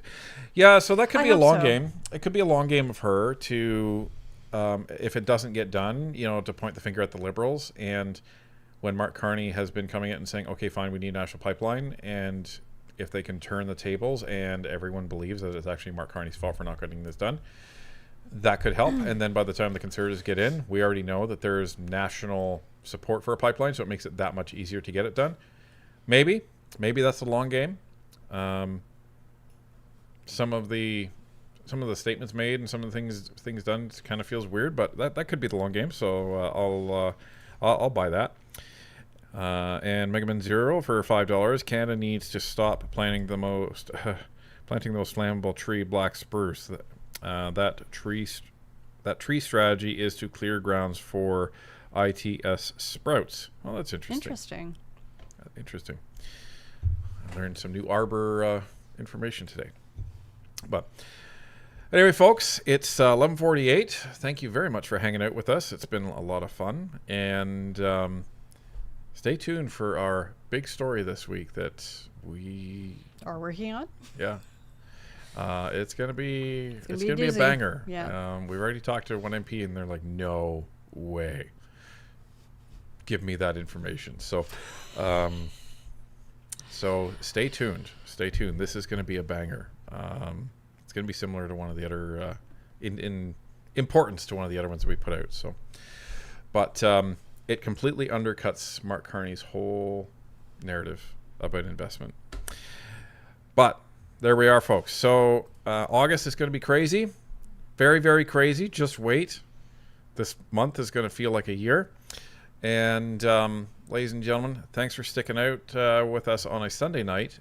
Thanks for coming out to the events that you have. It was great meeting the people that I did today. Gokodani jumping in for $10. Yes, the trains start fires via the tracks, wheels, and brakes because sparks as it run. You were right, hun. Smoking is a different creature, just as important. So are some unmanaged campfires. Indeed. True story. But before we go, I do want to remind everybody that we do have in stock signed copies of Vincent Visits Parliament. You can buy them through the website if you like, and they are available in English and French. I haven't been able to play this for a while, so I'm going to play it now. Meet Vincent, a little boy with big questions.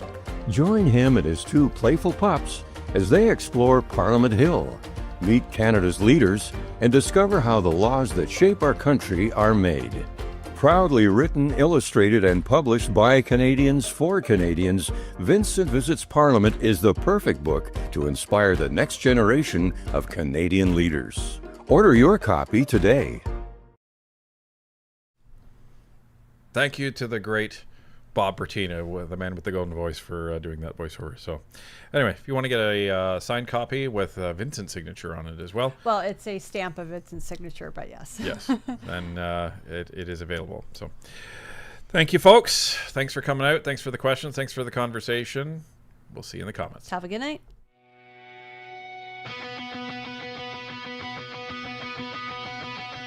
Our fathers fought so our voices could be free, that thought and conscience would not bow to decree those rights into law. Only if we choose to take a stand without compromising truth. This land is more than headlines, more than noise and rage. We cut through all the chaos line by line.